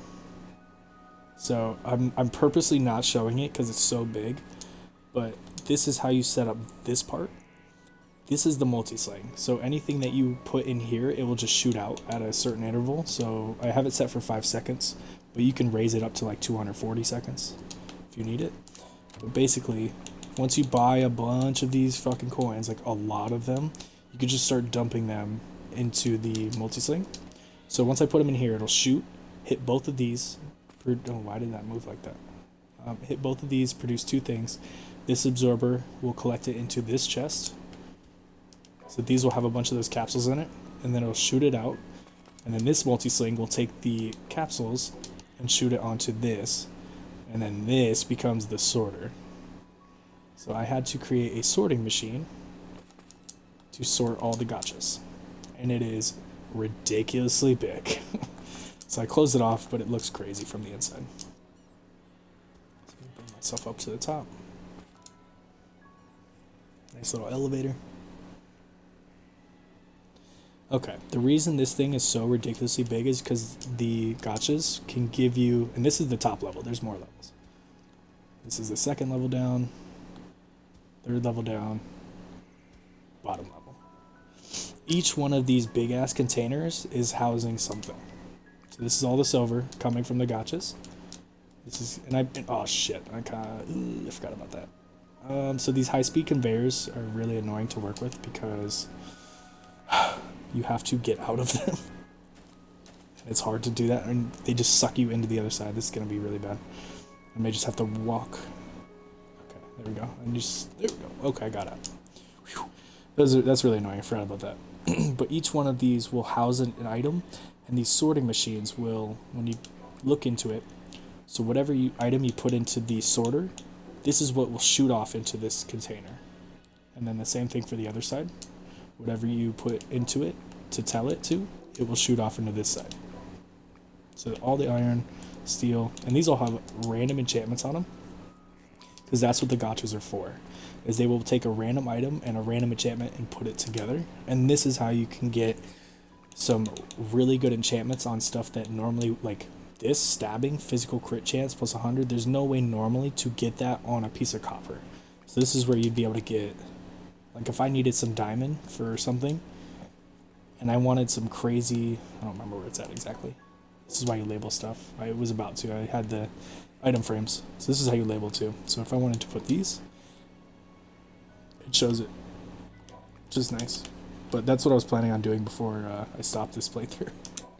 So that, pretty sure diamonds somewhere in here. So say I need a diamond to make like a piece of armor, I would just come in here and find some diamond that's really good. So like Deadly's really good, Teal's good, pretty much anything that has good enchantments, and that's why the gachas are important. I just don't like doing this because it relies purely on RNG and not me having to go out and farm things that I know drop certain enchantments. And that's why this freaking monstrosity is so big, because you have to have a ridiculous amount of containers. And I'll just show you in action. I already grabbed them. Multi-sling. Take your coins, load them up. It will automatically every 5 seconds shoot another one of those. Those things activate. Those 2 balls get sucked in. They get shot out. Multi-sling starts shooting it out. And then this bad boy starts sorting. So you can actually follow. It's going to be hard to see, but basically you can see where See that purple light that's moving? See it? That item? You can kind of follow it. And rare metal's somewhere over here. And they'll eventually get sorted. So it's moving along until it finds one of these that sorts it off to one of these containers. And I don't remember where rare metal is because it's been a while. Some horns. That stuff. And then if it doesn't get sorted on this level, when it comes out here, I have it going up to the next level. So it kind of gets sorted up. And this is the second level. And there's more stuff over here. So like this box is going to be amber. Yep. This is all going to be something else. Yep, black powder, saltpeter, all that stuff. So each one of these containers has something. And then after all the materials, it starts becoming like swords. Oh shit. Don't want to get sucked in again. Because you have the equipment coins and then the material coins. So the bottom half of this sorting monstrosity is all the... See how stuff is moving along?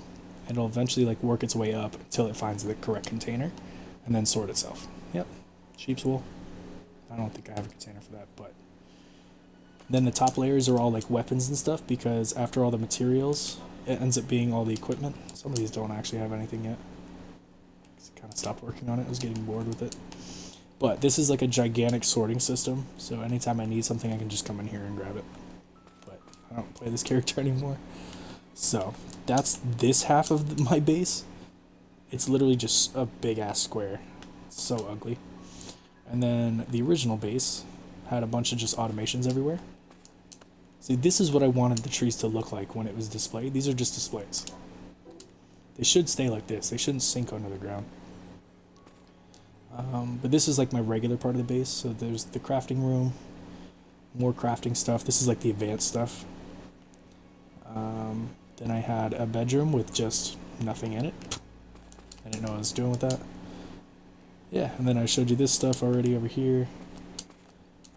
Once again, this is what the log farm is supposed to look like when the trees are still alive. So that moves around, the saw cuts it, chest absorbs it. Bada bing, bada boom. And then underneath, obviously, is where the green monos are healing the tree from underneath. Same situation. This one works a lot better than the one I currently have. I don't know why, though. This was my original battery farm. So you just put the green monos here, and then just have stuff running. The market collected the eggs. The battery shot out, hit the wall. This chest absorbed them. But as you can see, once you hit like over 400 batteries, you don't need them anymore. They're really only used for like 5 or 6 things. Yeah. Absorbers and droppers are the most common craft connector. But after that, you don't need a lot. And then Skill Machine Factory. And this was my original layout for all my crops. My wheat. This was my original idea for my wheat growing and automating wheat flour. So like this chest would collect the wheat. It's not there anymore. Then it would craft connect over to the bottom row where I have 4 cooking pots. They would make the wheat flour, shoot them out from the dropper, collect again, and then craft connect up to the aging facility. So this was like a sideways version of what I built now. So instead of having it above it, it was just sideways. Until I figured out that going straight up is a little easier. So yeah, this is my old school style. And then probably like this too. This is what I used to do for water. Just stacked a fuck ton of these. This chest is probably full now. I could probably take this wall away so you can see. And then behind the room, I just craft connected as many pots as I could to make water. And then had this chest right here collect it. That was just the top floor. Then I had another one, another style, where I stacked a bunch this way. Had a chest behind this wall, and a couple more pots. So I tried a couple different styles. They both worked. A whole bunch of water. Crap ton of water, yeah. So yeah, this is my very first base, I guess you could say. And then this was something else, but I deleted it because it was lagging really hard. I had a whole bunch of automations running all at once, and Xbox just didn't like that. But yeah, this is oh, and then this was for like a build competition. On Discord, they kind of had like a little friendly competition of like who could create the most unique like style base, so I made an octagon shaped base. Like these walls are like curved or slanted. The only thing that really sucked about this is like the roof, like the stones just don't stop looking like they're freaking out. Because when you intersect floors like that, they're trying to take up the same spot. So they do that weird glitchy thing. But I thought this looked really cool because it was not a square base. I always thought that was really nice. And don't ask me how I did this because I don't remember. I always thought it looked pretty good though. Oh, and then this is another trick with the displaying the trees. If you make them like really small in scale, they look like shrubs instead of trees. Thought that looked dope. But yeah, this is like my original base. You can definitely see I still have the same building style. Just a little bit more refined. But oh, and then this is also a Mage's character. But this was before they released the magic staffs, so I was doing the dual wield build until I found out about the whole, hey, don't dual wield if you're a magic user, it kind of kills your attack build, or your abilities. Where the hell is my other sword? But yeah, so I had a fox mask that I made myself. Had really good enchantments on it, but I had to force them because it was taking too much chances. Not very good armor. I was really proud of this trick ladder, I remember that, because Hidden in Darkness, Fire Spirit, Freezing Snow Fairy is pretty good for magic. There's definitely better ones out there. This one's good too. Griffin, Golden Sky, Hidden in Darkness, Elephant, not bad. A couple of rings that aren't that great. But yeah, this character's pretty good. But yeah, I think that's pretty much it for this character's worlds. And then I'll show you my save and return. So my last playthrough that I uploaded to YouTube that I was streaming, it was a dual wield build. So let me go ahead and pull that one up. That was, I think it was that one, Azarath. Maybe it was Metreon, I don't remember.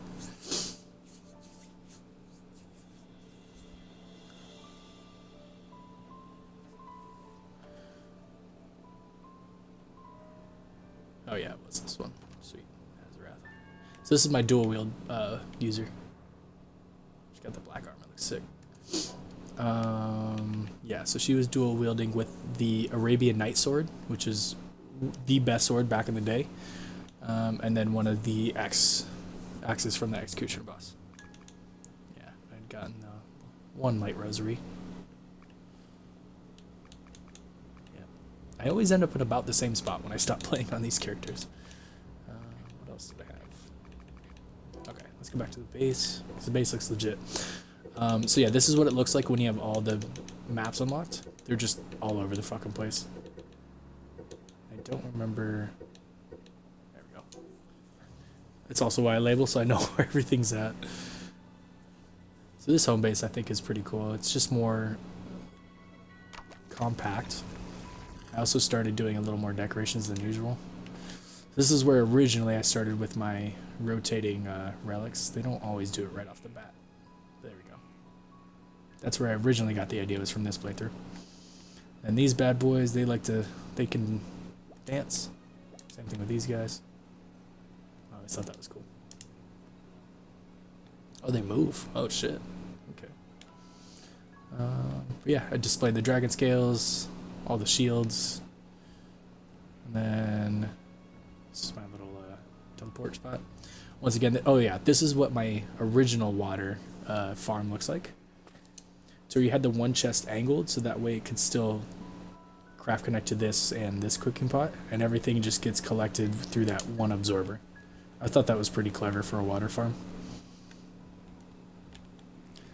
Another gotcha setup, a little more compact. And then this is same thing, my wheat farm / bioethanol farm, same setup as my last base. Just had these sitting just above the cooking pot. Thought that was cool. Peach farm, pretty basic setup. Stack the plots, keep this guy inside. I do the angled roof on the peach farms because this market does not get affected by the top of Like if I pull this market, the tops of the roofing stick through the floor. See how it's like it's like a little gap or a little thing that sticks out. You can actually stand on it. Chests do not like to sit on that very well. So if I go to put this chest on here, it's not going to sit straight. Oh shit, you know what? Every time I say something I get proven wrong. Well, before it wouldn't do that. I don't know. Either way. But I only do the roofing, the slanted roofs for the peach farm. I don't have to set it up. I don't play this guy anymore. Okay, so this is what I was talking about with your dog food. When the dark Anubis gets to be too strong. Do I have any made? I don't. Dog food. I know I had some because that's why I have this whole thing set up. Where would my dog food be? Try my food storage.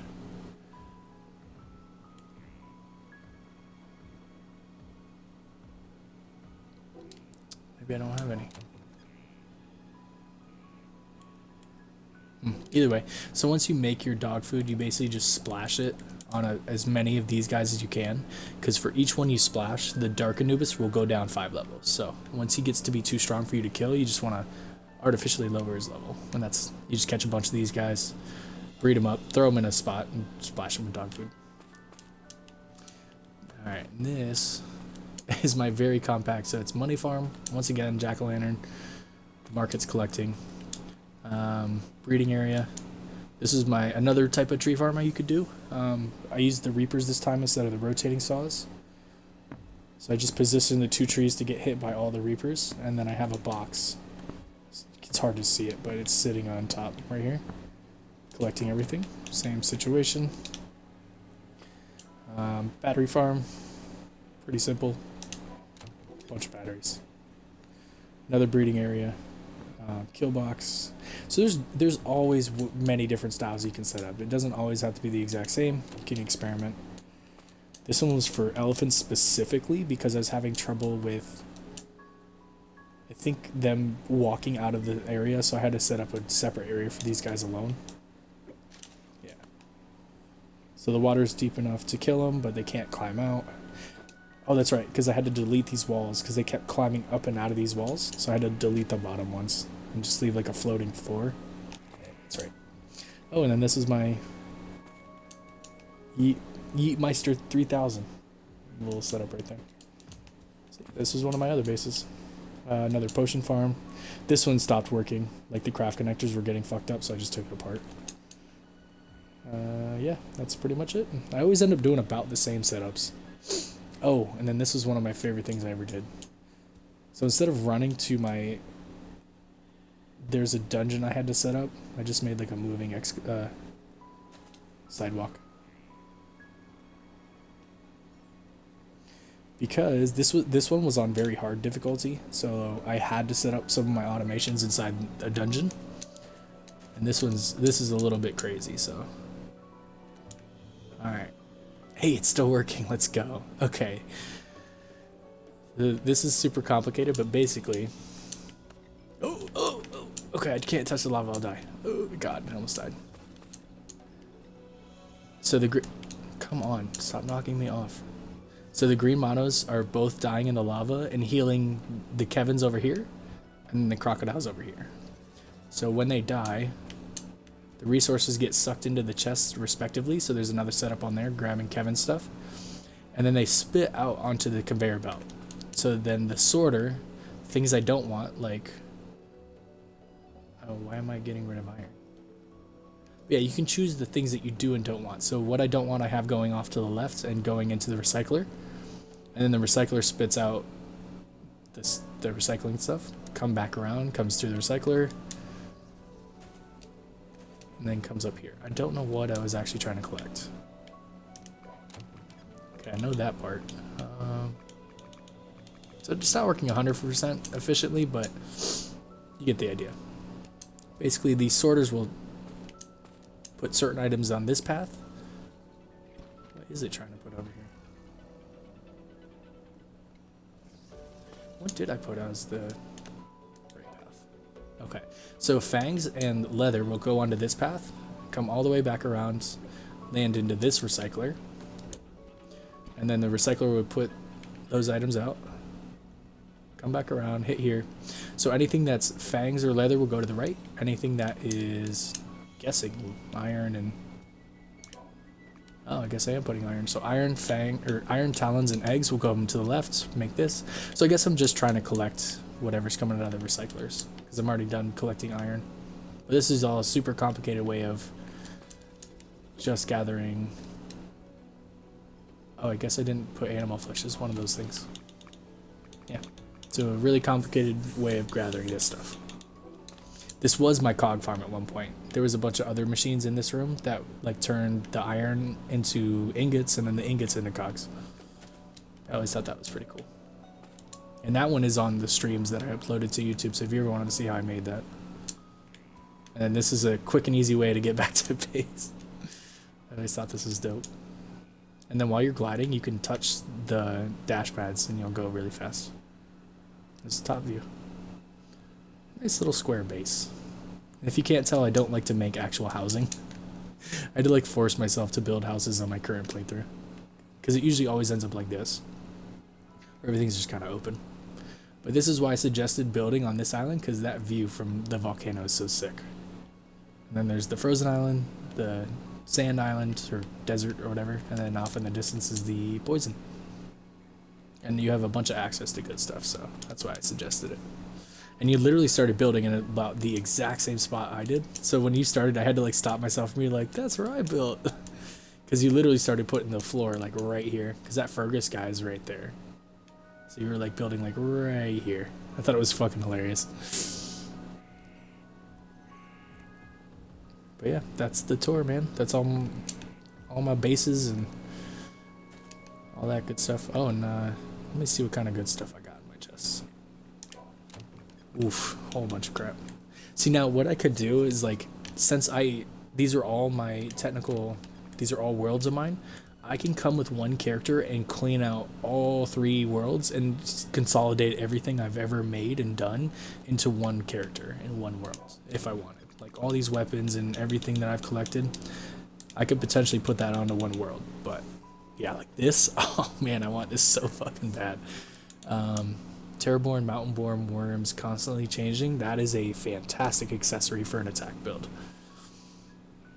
God damn it, I wish I could take that, but I don't want to do that to people. Oh, there's my other sword. Oh, and then this thing, the enchanting table, this is like endgame. Those scrolls I was getting from the boss rush, you can take these. So say I did quiet, let's actually do a good one. Spring Demon, screw it. So you take a weapon. Let's do the one I just picked up. It's only for weapons right now, unfortunately, but you put a weapon in there, and then it shows you which enchantments it has, and then the empty slots. Then you take those scrolls that you get from the boss rush. So Spring Demon, take it, put it on either an empty slot, or you can overwrite another enchantment if you wanted. So I just put it on there, and then that's it.